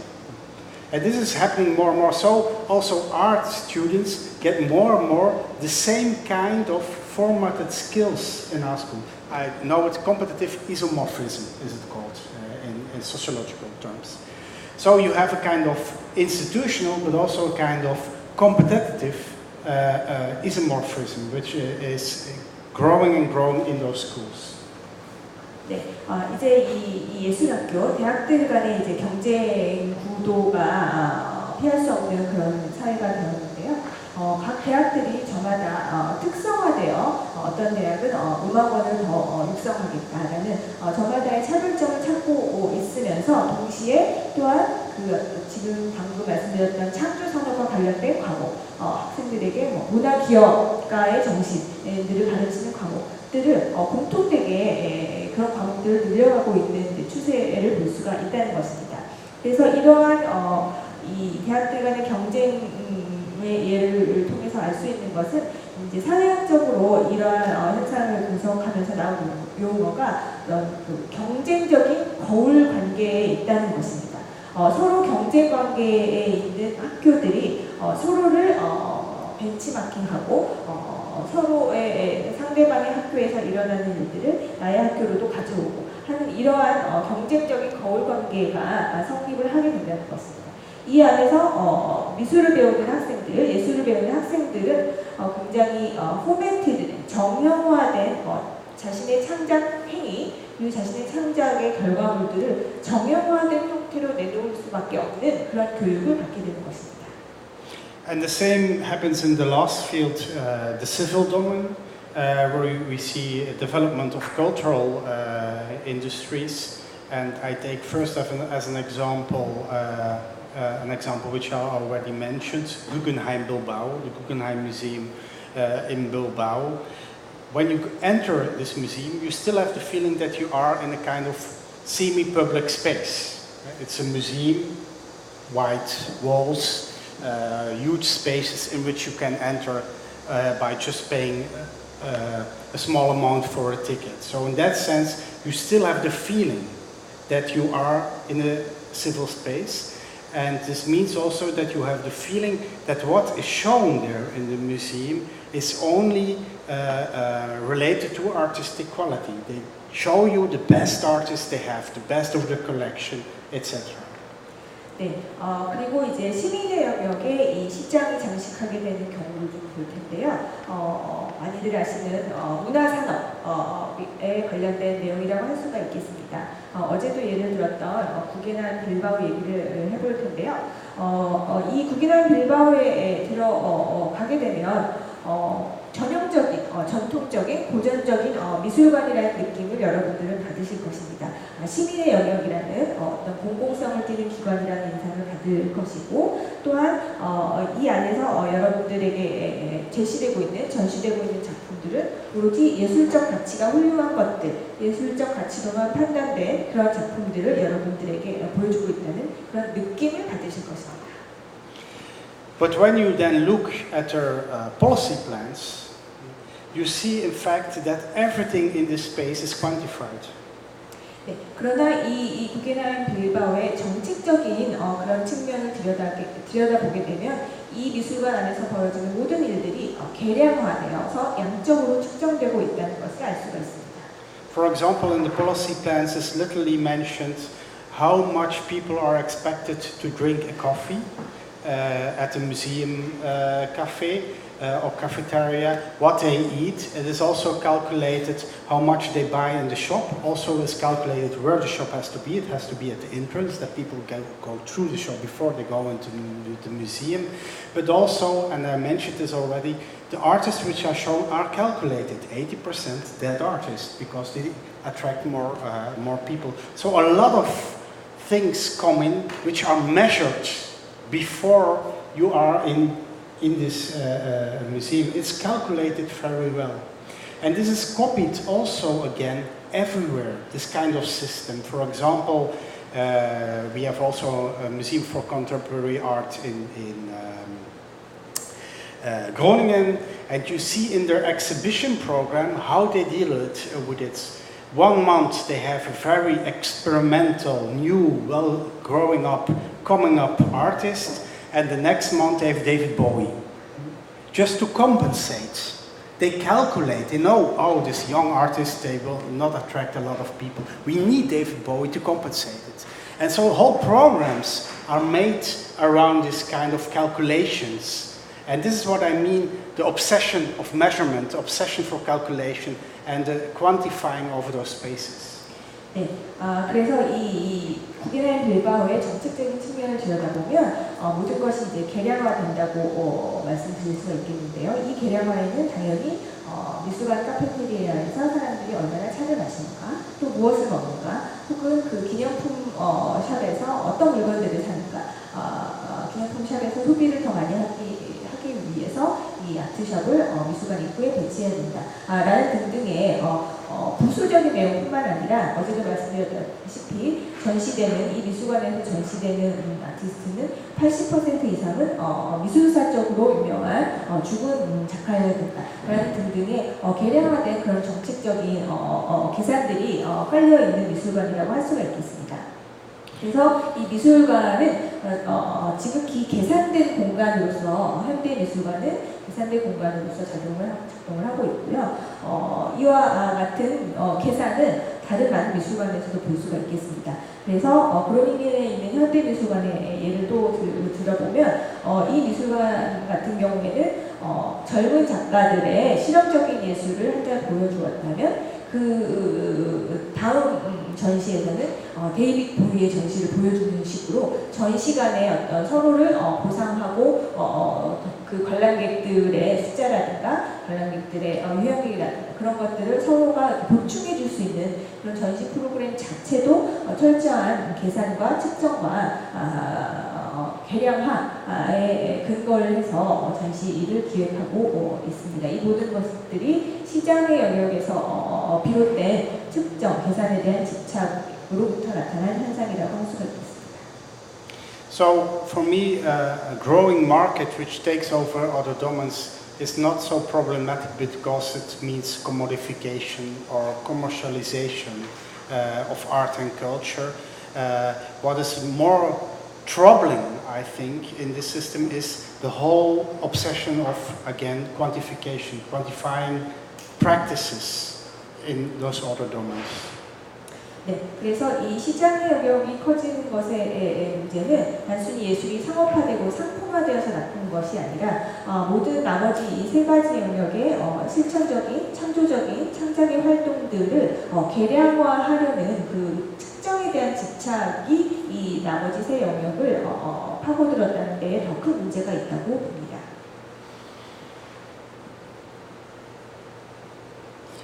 So, again, and I repeat myself, in fact, quantification is a very good quality of the market, but it becomes problematic when it takes over other domains. 네, 그래서 다시 한번 말씀드리자면 이 계량화하고 계산하는 것은 시장의 영역에 아주 좋은 중요한 특성입니다. 그런데 이 특성이 다른 세 영역에 들어가게 될 때 문제를 일으키는 것입니다. For example, in the sphere of the peers, when you start to quantify as a teacher your qualities, you start to count the contact hours you had with somebody. You start to count how many skills or competences you learn, etc. You become a kind your own manager, but also your own bureaucrat in the system. And when you express these quantities, contact hours, in qualities, you have a huge problem. 네, 그래서 이 동료의 영역, 그 학교의 분야를 보게 되면 이제 교수로서의 능력이 이와 같이 계산되고 계량화되기 위해서는 당신 스스로가 당신의 능력을 계량하고 측정하게 되는 그런 단계가 오게 되는 것입니다. Because some things are very difficult to quantify. For example, the atmosphere in a classroom, the energy of the teacher, enthusiasm, etc. It's very difficult to express this in quantified data. But what management of schools and universities, but also again in museums, what they try to do is quantify how many articles are written in journals about this exhibition, for example. How many people came in for the exhibition. So they try to give quantified measures for a kind of quality, and there the whole troubling starts. 네, 이렇게 어떤 교수의 능력을 계량화하는 그런 환경에서는 사실 이 교수가 이끄는 수업의 분위기라든가 에너지라든가 혹은 교수가 보여주는 열정 같은 것은 사실상 측정하기가 어려운 그런 항목이 되는 것입니다. 그러나 이 학교, 이 대학을 경영하는 그 시장의 영역의 태도를 가지고 경영하는 입장에서는 이런 요소들은 고려를 할 수가 없게 되고 논문의 숫자라든가 학생들의 숫자라든가 그런 철저하게 계량화된 데이터로만 이 교수를 평가할 수밖에 없게 되는 것입니다. 여기에서 이 교수라는 교수가 가지고 있는 전문성 자체의 의상이 흔들리게 되는 그런 문제가 발생하게 됩니다. And the problem is not only that we feel the pressure of governments who give a subsidized culture field, etc., feel the pressure that we have to quantify ourselves, express ourselves in quantitative data, and also that school management, for example, puts us under pressure, teachers under pressure, that have to quantify itself. Very interesting is that we internalize this process and already are quantifying ourselves more and more as an ordinary attitude of ourselves. 네, 이렇게 정부 기금을 따기 위해서는 대학 경영진의 어떤 효율적인 관리를 위해서든 이런 계량화의 현상이 진행이 되면서 교수들 스스로가 이런 계량화의 프로세스를 내면화하는 그런 증상이 나타나게 되는 것입니다. 교수들 스스로 자기 자신을 평가할 때 이미 이런 계량화된 측정, 척도를 가지고 자기 자신을 재단하는 그런 단계가 오게 되는 것입니다. And by this obsession of calculation, you take less and less risks. You calculate already your risk before you start being creative. So this is a disaster sometimes for artists. They don't take risk anymore to take the time to fail, for example, also. But also I can tell you a story about a completely other context. My brother is a teacher in primary school, and he says, when 20 years ago I want to go, it was a nice summer day in Belgium, but it's not happening much during the school year because most of the time it's raining in Belgium. And I wanted to go with my children, to a forest or something like that, just to get out of the classroom. You did. Nowadays, you have to fill out 2 weeks before a form, what the competences are that the students will learn when they go to the forest, how much money hours you will spend in the forest, and how you will safeguard mobility risk, etc., etc. So nobody takes the risk anymore. First of all, they don't do it anymore for the paperwork, but also they don't do it anymore because you don't know if in 2 weeks the sun will be shining. And you don't dare to take also this risk. So this is what quantifying is doing with us more and more. It's avoiding those kind of small, sometimes spontaneous risks you have to take to be a good teacher in the first place. 네, 이런 식으로 이제 계량화되고 계산되는 모든 것이 계산되는 상황 한편에서는 사전에 어떤 행동이 일어나기 전에 사전에 모든 위험 요소들이 계산되고 측정되어서 제거되기 마련입니다. 그래서 이렇게 리스크가 사전에 제거되는 이러한 개량화된 사회에서는 이러한 그런 현상이 예술가들에게는 굉장히 치명적일 수가 있는데요. 이거를 다른 예를 들어서 좀 설명을 드리려고 합니다. 동생이 초등학교 교사인데요. 예를 들어서 20년 전만 해도 아이들을 데리고 숲으로 놀러를 가야 되겠다. 그 학기 중에 그런 생각을 하게 되면 그냥 호련히 아이들을 데리고 숲으로 가서 체험학습을 할 수가 있었다고 합니다. 그러나 지금에 이르러서는 숲속으로 아이들을 데려가기 위해서는 먼저 2주 전에 문서를 이제 작성을 해서 서류를 작성해서 제출해야 되는 것이죠. 숲속으로 아이들을 데려갔을 때 아이들은 무엇을 배울 것인가, 이렇게 아이들을 데리고 가는데 예산은 얼마나 들 것인가, 또 아이들을 이 숲으로 이동하는 데 있어서 교통수단이라든가 위험 요소는 없는가, 이런 것들을 사전에 미리 서류 작업을 해서 제출을 하고 허락을 받아야만 아이들을 숲으로 데려갈 수가 있게 되는 것입니다. 2주 전이라고 한다면 2주 후에 숲의 날씨가 어떨 것인지 그런 것을 사실상 정확하게 예측하기가 어렵게 됩니다. 그럼으로써 그냥 즉흥적으로 어떤 행동을 했을 때 비록 이런 사소한 위험 요소들을 사전에 미리 예측을 하지 못해서 어떤 상황이 발생을 할 수도 있지만 이렇게 즉흥적으로 어떤 행동을 했을 때 결과적으로 좋은 선생님이 될 수 있는 기회를 아예 사전에 없애버리는 그런 결과를 초래할 수도 있게 되는 것입니다. 이것을 예술가의 상황에도 운유적으로 적용할 수가 있을 것입니다.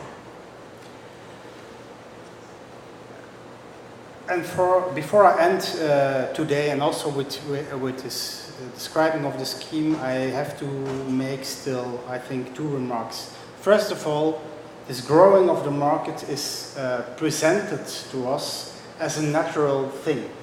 You have to rationalize, be realistic, calculate yourself. It's a kind of way of thinking which is presented to us at least as a kind of natural, evident, ordinary condition we all have to deal with. 네, 그래서 이제 마무리를 하는 차원에서 2가지 점을 덧붙이고 싶은데요. 이렇게 시장의 영역이 확장되는 이러한 상황은 우리가 피할 수 없는 현실입니다. 이것을 모든 것이 계량화되고 계산되고 측정되는 이러한 시장의 영역이 확장되는 것에 대해서 이것을 자연스러운 상황으로 받아들이고 이에 대한 대처와 고민을 해야 할 것입니다. So that's one thing. It's presented as a kind of natural thing, and by people who more and more criticize this system, call it neoliberal as a bad thing.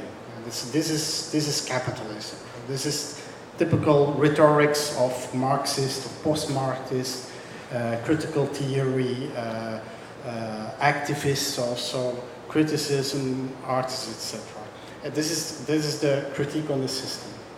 네, 그런데 또 다른 한편에서는 이러한 상황을 비판하는 입장에서 이것은 신자유주의다, 나쁜 것이다, 이런 정치적인 행동주의자라든가 이런 사람들은 이것을 이제 비판하는 태도를 견지를 합니다. So, and we see also in newspapers, etc., that the word neoliberalism is used more and more to blame the system. 그래서 신문이나 언론들의 어떤 사용되는 단어들을 좀 살펴보면 이 신자유주의라는 용어가 점점 그 체제를 비판하는 경우에 사용되는 일이 더 많아지고 있습니다. But in this whole rhetorics, neoliberalism sounds like something in the air there, like a cloud, something like a ghost or something you cannot catch, which is a kind of state in which we're in, but where nobody's responsible for the system, or you can point at who is responsible, or who is responsible can always say that somebody else is responsible. 이러한 맥락에서 말해지고 있는 이 신자유주의는 마치 구름 위에 떠 있는 유령 같은 그 대상이 되어버렸습니다. 그래서 누구의 책임인지 분명하지 않고 누군가의 책임이라면 내가 아닌 어떤 다른 사람의 책임, 으로 이 신자유주의의 문제를 돌리는 그런 현상들이 나타나고 있습니다. But in the meanwhile, we know that this whole system, which we could call blunt neoliberalism, is in fact literally invented at universities and is developed in a conscious way. We know this now. 네, 그렇지만 우리 모두는 알고 있습니다. 이 신자유주의라는 이런 아이디어가 대학으로부터 그 개념이 제시가 되었고 그 상황에 살고 있다라는 것을 우리 모두는 알고 있습니다. This is beautiful described in the book of Hans Achterhuis, which I mentioned already, The Utopia of the Free Market, but also in a book you maybe know, The Shock Doctrine of Naomi Klein. 네, 그래서 이 아까도 언급했던 한스 아르투이스의 자유시장 이토피아라는 책과 같은 저술에서 이미 제시되었던 개념입니다. And there are two historical facts which are very important, I think, which played an enormous important role in the development of this kind of neoliberal thinking. 네, 그래서 중요한 역사적 사실, 이 신자유주의적인 사고 방식에 관련된 역사적 사실이 있는데요. One is the book which was written in the 50s of Ayn Rand. It's called Atlas Shrugged. Atlas Shrugged. Atlas Shrugged. In this book, which was written in the 50s, it's a novel. But this novel has a kind of philosophical chapter in which is described how society could be organized as best. And it is described also that the best organized society is a society in which every relationship is quantified. Even a love relationship is paid for in this novel. What is very interesting, we think, oh, it's just a novel of Ayn Rand. This book is still now the best-selling book after the Bible in the United States. And Ayn Rand was also living together with Alan Greenspan. Alan Greenspan was until 2008 the director of the Federal Reserve in the United States. So there's a whole philosophy who is claiming that quantifying life is the best you can do. And there are a lot of, how do you call it, disciples in this organization, which is called objectivism in the United States, who are followers of this and who have key positions in these places like Federal Reserve, etc. That's one thing. Another thing is, and I will do this in the 그래서 지금 그 하나는 그 지금 이 신자유주의의 문제점, 모든 것을 측정하고 계량하려는 그 신자유주의 문제의 책임은 누구에게 있는가, 그것을 좀 얘기하기 위해서 어떤 역사적인 몇 가지 사실을 말씀을 하셨는데요. 1950년대에 미국에서 출간됐던 애틀래스 슈러글이라는 소설책입니다. 소설책인데 그 안에 한 챕터, 좀 철학적인 내용을 다루고 있는 이 챕터에서는 사회를 가장 좋은 방식으로 조직하는 방법은 바로 계산하고 계량화하는 것이다라는 얘기가 나온다고 합니다. 이 챕터에서는 심지어 인간들 간의 어떤 사랑의 관계마저도 이 계량화를 통해서 가장 아름답고 가장 좋은 방법으로 조직될 수 있다라고 표현을 하고 있다고 합니다. 또한 그 2008년에 앨런 그린스펀이 그 미국 연방 정부에서 말했던 이 가장 사회를 안정적으로, 사회 경제를 안정적으로 구축할 수 있는 것은 바로 이 객관적인 계산에 의해서다라고 말을 한 적이 있습니다. Another fact is that a group of economists in the 70s, which are called the Chicago School, because they were at the University of Chicago, developed such a kind of program for whole society in which they quantify everything, and they tried it even though they didn't get much credit in the United States itself, but they tried it out in the dictatorship of Pinochet in Chile. Chile? How do you say it in English? Chile. Yeah. Where they tried out, experimented with this kind of model of quantifying almost everything in society. So in fact they needed, remember back Marcus, they needed a dictatorship to experiment with the so-called free market system.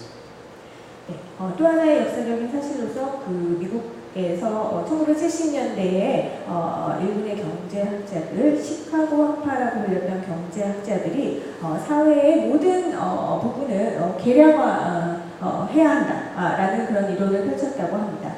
그런데 이제 미국의 학계에서는 이 이론이 많은 그 지지를 받지 못했는데 그 칠레의 독재 정부에 의해서 이 시카고 학파의 경제 이론이 말하자면 실험 테스트가 되었다고 할 수가 있겠습니다.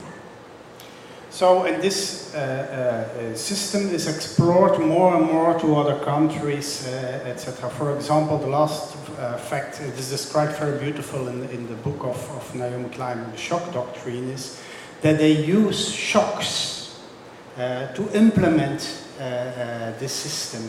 And she describes very well, and it's very well documented, how in the whole war in Iraq is used that first the United States sends soldiers to there, and already a month later a whole group of economists come in to bring in democracy in Iraq, to implement this free market system, to liberalize the market.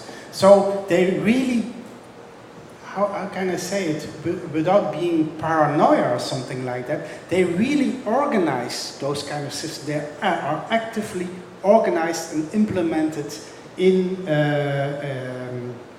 countries, in companies, in schools, in institutions, etc.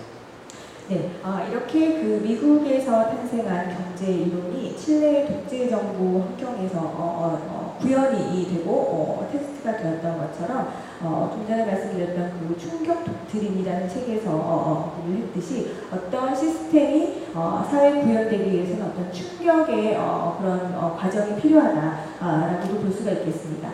그래서 그 이라크에 주둔했던 그 미군의 미군이 이제 주둔하게 되면서 이라크 사회에 먼저 그 민주주의를 가져오게 도입을 해야 된다라는 경제학자들의 주장에 이어서 바로 이어진 것이 그 이라크의 시장 경제를 도입하기 위해서 리버럴라이즈 자유주의적인 그런 경제 환경을 구축하기 위해서 이 민주주의 다음에 이러한 이론들이 도입이 되게 되었습니다. And more we see also that neoliberal politicians like Premier, as it called this in the Netherlands, Rutte, refer explicit to those economists and to this kind of experiments and studies to implement it also more and more in their own countries. And for example, the president of the biggest political party in Belgium also, of the nationalist Flamist Alliance, this is called this party, get from a pressure group which defends all the companies and the employers in Belgium, gave as a kind of present to this president of the political party, Atlas Shrugged of Ayn Rand. So there is a kind of mirroring again of this kind of theories, etc., which are taken for real and are implemented and experimented with in whole societies. 네, 그래서 이 신자유주의 이제 정치학자라든가 정치가들은 앞서 설명드린 그런 경제 이론들을 그런 정치적인 환경에 가져오게 되는 것입니다. 그래서 이제 예를 드신 것이 그 벨기에의 가장 최대 정당의 당수와 대기업 이 당수가 보수적인 입장에서 대기업들의 권리를 보호하는 그런 정책을 편 것에 대해서 이 기업들은 다시 이 정당에 그에 대한 보상으로서의 금전적인 어떤 후원이나 그런 현상들이 일어나게 되는 것입니다. 그래서 이 경제의 영역 그리고 이 정치의 영역이 서로를 거울처럼 반영하는 그런 정치와 경제가 서로를 거울처럼 반영하는 그런 현상이 나타나는 것이죠. And because I don't want to end today pessimistic, we see also that more and more, and that's very interesting, I think, that more and more professionals in completely different fields, not only in the art field, but also not only in education, feel a strong resistance against this obsession of quantification of things. When for example, it was last year, I did a summer school in Antwerp, which was called Mobile Autonomy. And for such a summer school, the classical people inscribe, young artists, creators, etc. But this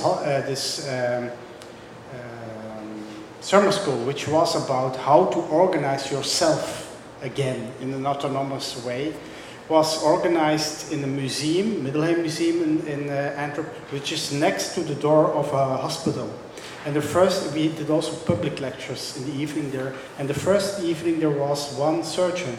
The last evening, after 5 days, there were 20 surgeons also in the public, because they recognized that they are also losing their autonomously, because they have to quantify their own profession again and again.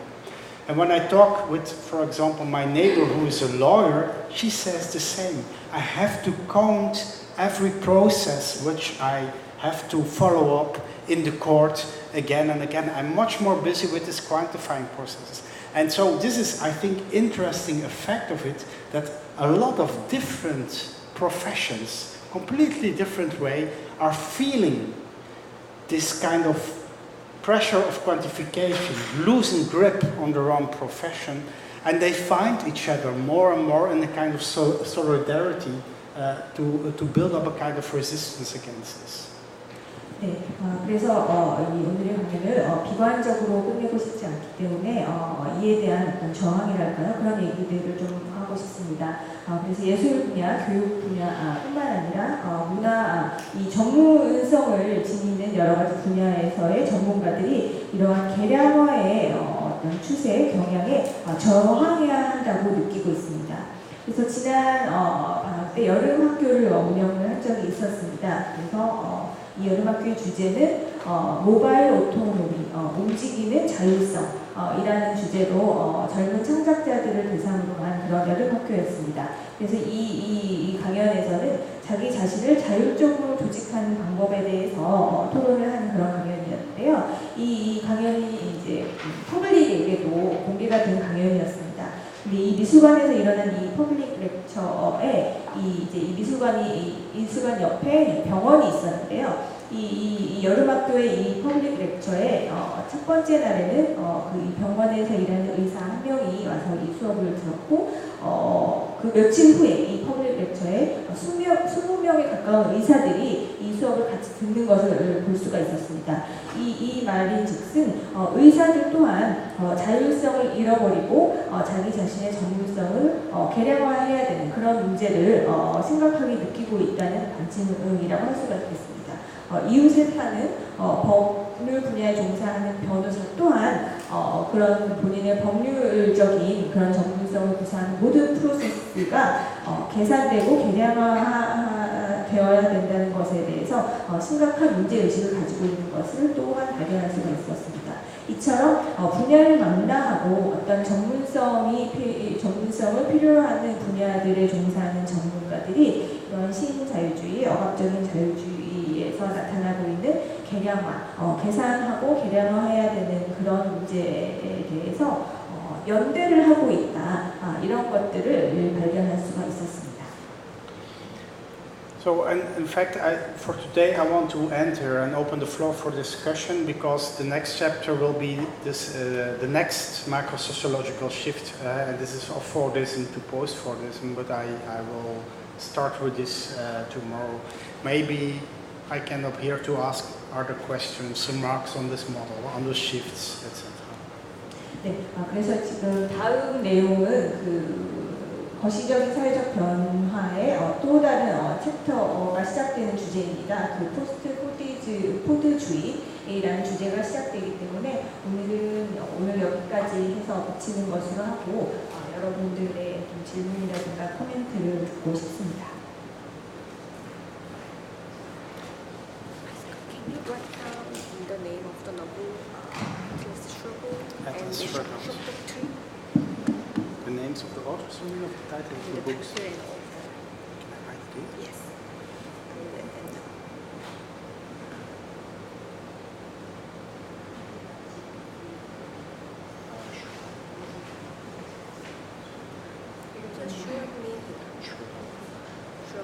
I think it is. And this is Ian Rand. And Shock. Doctrine.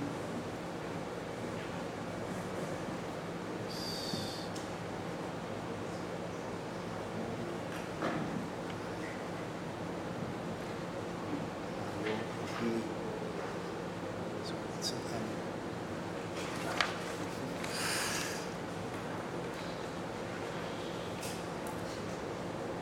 Yes. That's a question.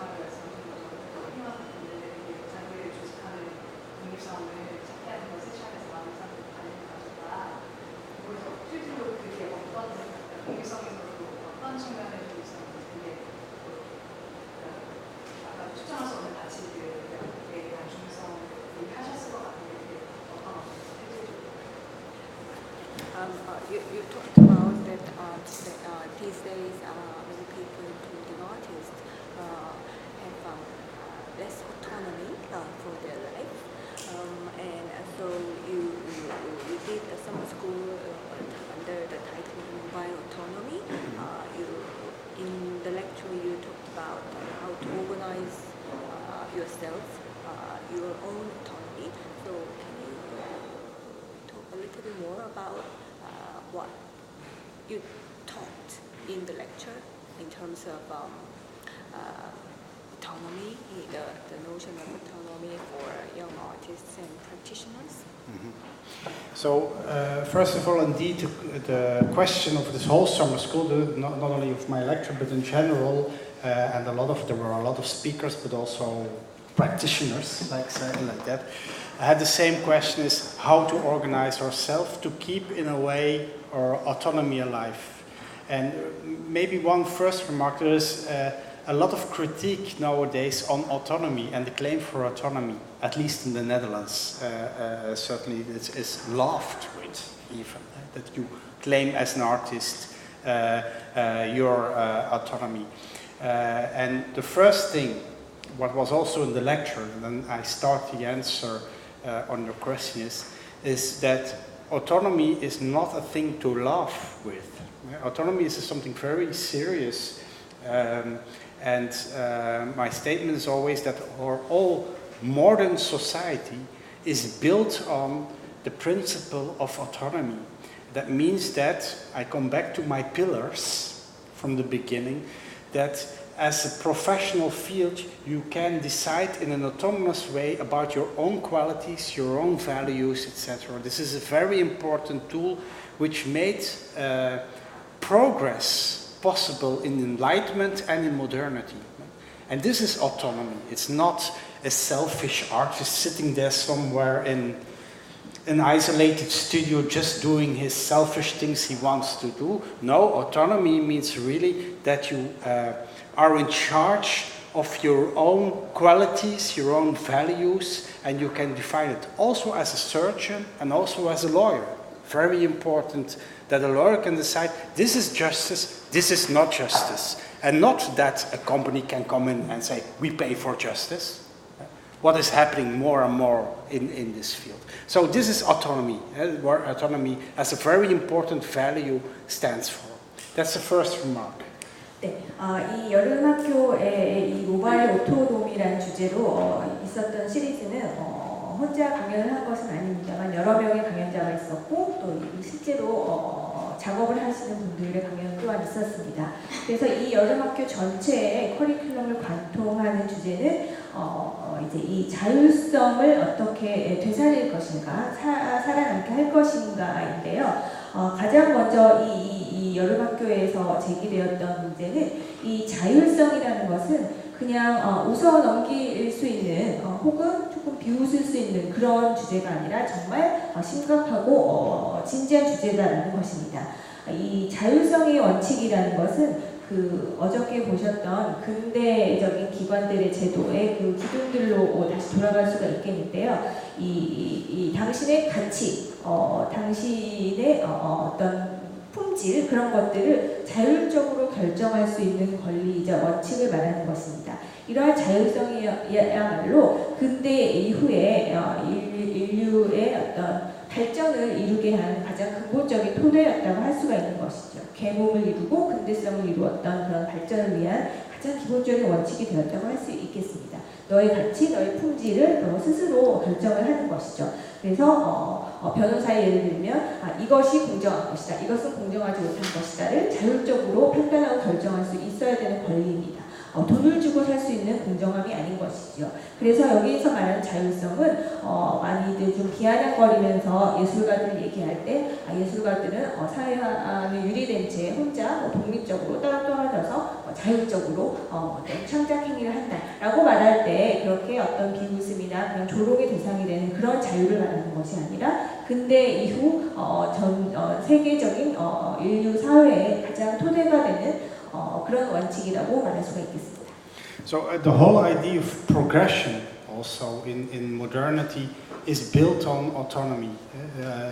For example, progression in science is built on that you can decide by peers what is better science and what is not better knowledge, etc., or what is relevant knowledge at a certain time. It comes also for the art world, that professionals themselves can decide, not because they are an elite, but because they can decide this is new in relationship to the culture we already have. So it's built on progression also in this way in this field. So this is the, let's say, the word or the value of autonomy at the first phase. 네, 그래서 그 프로그레스, 인류가 이뤄낸 모든 발전과 진보는 이러한 자율성을 바탕으로 두는 것입니다. 과학의 발전도 마찬가지고요. 예술이나 문화에 있어서도 그것이 당신이 엘리트여서 그런 판단과 결정을 할 수 있는 것이 아니라 자율적인 인간으로서 이것은 기존의 것에 비해서 새로운 것이다 라는 판단과 결정을 스스로 할 수 있는 것을 말합니다. And now the second step and better answer on your question, I think, is what we saw in the summer school and where people were talking about or what they were organizing or busy with, etc. Is what I saw at least there is that first of all, autonomy comes very much under pressure when you work on your own as an individual, while in fact in our society or liberal societies individualism is promoted enormously, especially for artists. But this is a kind of, how do you call it, it becomes its own gravedigger in this system, because as an individual you have more limits in your autonomous work than when you work together with others. And that's always a kind of very strange mixture also in the head of a lot of artists, that they think, when I can do my own thing, I'm autonomous. But in fact what we see is that when you work together with other artists, but also not artists, lawyers, surgeons, etc., in a heterogeneous group, that you can organize your own practice much more autonomous than when you do it alone as an individual. And that's the first step, I think, in rethinking, reclaiming also autonomy, working together, finding a kind of collaboration with others to organize yourself in a group, which has to be almost always heterogeneous with a lot of different skills in it. Not only artists. It doesn't work with only artists. They're always in competition with each other. So you need also other professions in it. 네. 그래서 이 자율성이라는 것은 이제 이런 그 근본적인 개념이라는 정의를 가지고 두 번째 단계에서 생각해야 될 것은 이 자율성이 개인으로서 움직일 때 자율성이 높아진다고 생각하는 것은 오산이라는 이야기를 드리고 싶습니다. 특히 이제 이 자유주의 사회에서는 개인주의가 더 추구되고 특히 이제 예술가들에게는 이 개인주의적인 성향이 통상적으로 많이 적용이 되고 있습니다만 개인으로 움직일 때 이 자율성에 더욱 한계가 생겨나기 마련입니다. 오히려 이 자율성이라는 것은 혼자 개인이 개별적으로 움직일 때 나타나는 것이 아니라 오히려 누군가와 함께 할 때 이 자율성은 더 증가하고 더 확대될 수가 있는 것입니다. 그래서 여기에서 함께 한다는 것은 단순히 그저 다른 동료 예술가들과 협력하는 것 뿐만 아니라 변호사라든가 의사라든가 서로 이질적인 기술과 능력을 가진 사람들이 서로 함께하면서 자신들의 자율성을 조직하면서 그 안에서 각각의 자율성이 더 증대하는 것이라고 말할 수가 있겠습니다. And models, very specific models which were experimented with nowadays, and we saw also in the summer schools, for example, cooperatives. It's a classical one. And you see them sometimes popping up in completely different contexts than you think. And I want to stress this again, this this importance of heterogeneity in it, is that we see, for example, in the north of the Netherlands, there are a lot of cooperatives popping up around windmills, new green energy. But it's very interesting, they try to mobilize a cooperative, a whole village around the windmill to find energy. But they make also, related to this, schools, educational programs, creative programs, artists get involved to organize performances, etc. So the cooperative around one windmill becomes a very heterogeneous group. There is also a lawyer involved to put out which are the rights when you use your own and produce your own energy, your rights also in relationship to the state or other private companies who try to claim this energy, etc. So you have a whole mixed group in this cooperative, and I think these are very interesting experiments to look at. The last example I want to use, just as a kind of, not really a metaphor because it's real, but it's the metaphor of the circus life. The life in the circus, how it was organized, is a very interesting model to think on, but I come to this later. But what is a circus about? This is very important. It is creative production, but it is also family relationships, so very informal. It's a completely other side. It's also an economy. It is also always negotiation with the city where you want to put your tents. So it's also about politics. So this model, I think, is very interesting to think about, to reorganize ourselves. The circus as a kind of model. Not that we have to make circus, that's not what I wanted to say, but the model as organize your creative life in the future in an autonomous way. But the very strange thing is, you have to organize yourself very heterogeneous to become autonomy or to have autonomy again. 네, 그래서 지금 함께함으로써 증가하는 자율성에 대한 어떤 실험적인 모델로서 그 네덜란드 북부 지역의 어떤 그 풍력 발전을 하는 곳에서 이 환경 친화적인 에너지를 얻는 그런 행위를 학교의 교육과 연결시키고 또 예술가들의 창작 활동과 연결시키는 이렇게 이질적인 영역들이 함께 협동을 하는 코어퍼레이티브스라는 협동조합 정도의 개념으로 번역을 할 수가 있을 텐데요. 이런 모델들이 이제 실험이 되고 있다고 합니다. 말씀드린 것처럼 어떤 이질적인 기술과 능력들이 전문성들이 모여서 각자의 자율성을 증대하고자 하는 그런 시도인 것이죠. 또 하나의 어떤 모델이랄까요? 운유적으로도 말씀드릴 수가 있을 텐데요. 자율성을 좀 새롭게 조직할 수 있는 그런 어떤 모델로서 서커스를 들 수가 있을 것 같습니다. 나중에 다시 더 구체적으로 말씀을 드리겠습니다만 이 서커스라는 그 활동 안에는 어떤 창조적인 활동이 들어가 있고 어떤 가족의 관계가 들어가 있는 경우가 많고 그 안에 경제의 요소가 당연히 들어가 있으며 이 서커스의 텐트를 어디에 칠 것인가라는 어떤 정치적인 그런 고려사항도 이 안에 포함이 되게 됩니다. 그래서 이와 같은 방식으로 서커스의 모델로 어떤 그런 본인의 전문성과 창작의 행위를 자율적으로 조직할 수 있는 이 안에 들어가 있는 이렇게 여러 가지 이질적인 요소들을 새롭게 재조직함으로써 그 안에서 새롭게 발견할 수 있는 자율성 이에 대한 얘기를 드리고 싶습니다. So to put it a little bit blunt, but I think the whole model of the individual artist is over. It's finished. It doesn't work anymore.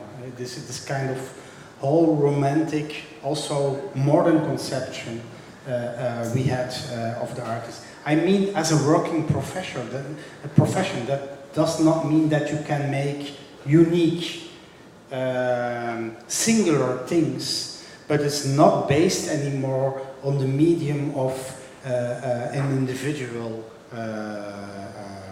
genius artist or something like that. He loses his autonomy completely nowadays, this model. This means also the end of the freelancer as an individual operator or as a good model for the artist. And again, this sounds maybe abstract, but it has real consequences. This means, for example, when you negotiate for a cultural policy for a government, that you say to a government, you have to look at a better justice system, a law system for cooperatives, and not only security systems for freelancers. That's a real consequence of negotiation, and we see more and more also cultural brokers, artists, etc., try to negotiate for those models. So they don't ask, give us more money, subsidizing in the negotiation that makes them very weak most of the time. No, they ask for new laws, which cost the government nothing. It's just that they have to make those laws. So this is the shift in thinking with more and more people try to make, and not alone, only artists, and that's very important, I think. Also surgeons who work more and more as freelancers for hospitals, or professors who have only a contract for 2 years at the university and have to renew it again and again at the University of Amsterdam, for example. They try to fight for new models which are more sustainable, etc. And so this is not asking only for money, it's asking for new systems. 네, 그래서 이제 좀 거칠게 말하자면 개인으로서 예술가의 시대는 끝났다라고 말씀을 드리고 싶습니다. 낭만적으로 어떤 천재적인 예술적인 소질을 가지고 있는 어떤 개인의 예술가가 뛰어난 작품을 만드는 이런 형태의 예술가의 시대는 끝났습니다. 또한 프리랜서로 자유주의 시대에 프리랜서로 일하는 예술가의 시대도 끝났다고 말씀을 드리고 싶습니다. 조금 전에 말씀드린 것처럼 협동조합의 형태로서 이제 예술가들이 이 활동을 하게 되면 이것이 단순히 어떤 그 문화 정책의 측면에서 봤을 때 이런 조합을 이루어서 기금을 따내는 것이 프리랜서의 어떤 불안정한 삶을 조금 더 안정적으로 만들기 위한 것이라기보다는 이런 정부라든가 국가의 문화 정책의 수준의 그런 사람들과 협상을 하고 원하는 창작 활동이 일어날 수 있도록 실현될 수 있도록 성사시키는 데 있어서 이런 협동조합의 모델이 훨씬 효과적일 수 있을 것이기 때문입니다. 그리고 이것이 예술가로서의 삶을 더욱 지속 가능하게 만드는 그런 하나의 모델이 될 수 있다고 생각을 하고 이것은 예술가뿐만 아니라 교수도 마찬가지고 의사도 마찬가지고 법률가도 마찬가지라고 생각합니다.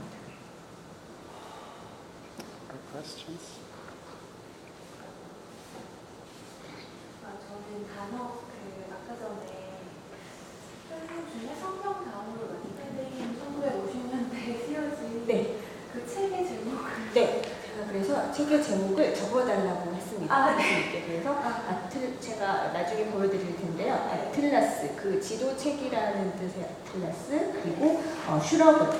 지금 선생님께서 적어주신 슈러글은 약간 I will look it up. 독일어랑 섞여 있어서 정확한 단어가 아닌 것 같은데요. 아무튼 아틀라스 슈러글이고요. 아이아란트라는 저자가 쓴 성경 이후에 미국에서 가장 많이 팔린 베스트셀러의 소설이고요.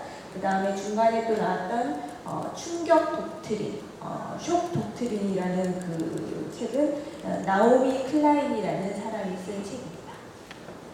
So this is Atlas Shrugged. It's one you were of Ayn Rand. You write it like this. You look at it. Ayn Rand. It's written like that, and it is. This is not the right book. Sorry, it's Atlas. Sorry. Atlas. Shrugged, is it? Sorry. What does shrugged mean here? I think it means shrinking or something like that. Or interrupted. 네, 그러니까 그 아틀라스가 here it is. It's translated as a shock. Here we are. The atlas is shocked. It's interrupted, and that's also where Naomi Klein is referring to as the shock doctrine. That they use shocks, war, for example, revolts, to implement the system. 그 이제 지도 아틀라스로 표현되는 세계가 어떤 충격에 의해서 요동치면서 변화하게 되는 어떤 그런 뜻을 가지고 있다고 보시면 되고, 그래서 좀 전에 말씀드렸던 나오미 클라인의 쇼 독트린과 그 어떤 유사한 맥락이라고 이해할 수가 있을 것 같습니다. By the way, a better known book of Naomi Klein, maybe you know, is No Logo. It's of her. It's also the same. It's the same author. Here it is. 나오미 클라인. Naomi Klein, Shock Doctrine. Yeah, and see also the subtitle, The Rise of Disaster Capitalism. That means that you need a disaster after I think she also explains, I don't know if it was, of after what came up after the book, that also the natural disaster are used, like for example the tsunami in Indonesia was used to clean the whole coast of local fishermen and bring in global tourism in this system. So shocks are used, sometimes natural shocks, etc., but are used then afterwards in an organized way to implement a new capitalist systems or something like that. 그래서 지금 여기서 보시는 쇼 독트린의 부제로 자본주의라는 재앙의 도래라는 부제를 갖고 있습니다. 그래서 이것은 그 쓰나미 같은 자연재해가 그 지역을 휩쓸고 지나가면서 어떤 그런 충격의 여파가 그 지역 사회 전체를 아주 새롭게 전혀 다른 방식으로 재편할 수밖에 없게 되는 그런 형태를 이제 빗댄 것이라고 할 수가 있겠습니다. 그래서 자본주의라는 것이 그 자연재해만큼의 어떤 충격의 어떤 영향을 가져오면서 사회를 바꿔놓는 그런 내용을 말하고 있습니다. 그리고 그 컴페티티브 리어링을 사회학적인 단어로 뭐라고 말씀하셨어요? 네, 그게 competitive mirroring. You mentioned a sociological term for the competitive mirroring. It's called comparative isomorphism. Isomorphism means it's a kind of mirroring, or that you and I have to look it up. It's an American sociologist which has written about this, but more about what he calls institutional isomorphism. So an institutional isomorphism means that, for example, institutions like museums look more and more the same because the state is defining the rules. So institutional isomorphism is the opposite of competitive isomorphism, but he mentions also competitive isomorphism, and he says the market does in fact the same. Yeah? Because we are in competition, we look at each other, what is she doing, what is she doing, and we mirror itself and do in fact the same things. That's a very paradox of free competition in the market. But what was his name? I will look it up. They always call him the Pierre Bourdieu of the United States. But so it's American big sociologist. 네, 미국의 서양학자인데 그 미국의 피에르 부르디에라고 불리는 Paul DiMaggio. 폴 디마지오라는 서양학자가 말했던 ISMORPHIASM 이스몰피즘이라는 것이 아까 강연에서 말씀하셨던 그 경쟁 관계의 어떤 거울 관계라는 그런 말이 되겠습니다. 이 서양학자가 다른 이스몰피즘에 대해서도 얘기를 했는데요. 이것은 기관의 저 사람이고요. 기관의 제도적인 그런 이스몰피즘은 또 다른 성격을 갖고 있습니다. 그래서 그것은 미술관 같은 기관이 어떤 국가의 정책의 영향을 받아서 동일하게 변해가는 그런 관계를 말한다면 이 경쟁적인 컴페티티브 이스몰피즘 같은 경우에는 경쟁 관계에 있는 동일한 수준의 기관들이 서로 경쟁하면서 서로를 반영하고 닮아가는 그런 관계를 지칭한다고 할 수 있겠습니다.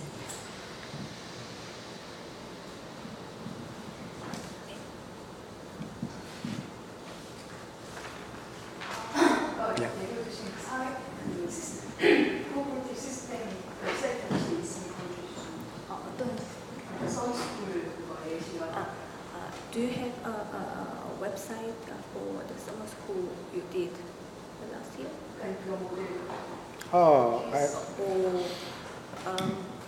You mentioned first of all, it's in the room there. We made a book about it, so at least you can start with that, where is described very much the principle of mobile autonomy, but where also a lot of artists talk about it. There are also interviews. For example, Rex Media Collective in India were part of it and described their own practices of mobile autonomy. And I certainly know it, but I have to look it up. There's also made a film of the summer school, kind of documentary film where the principles of the summer school, and I will bring it tomorrow. I have to just look it up. But when you Google mobile autonomy Antwerp, you very easy get to this.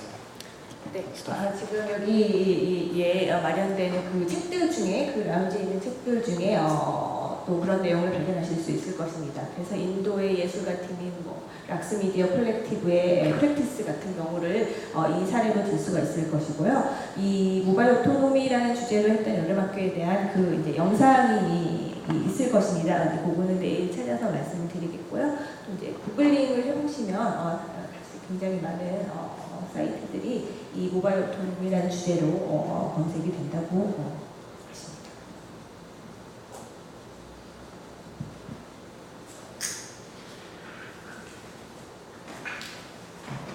Okay, thank you.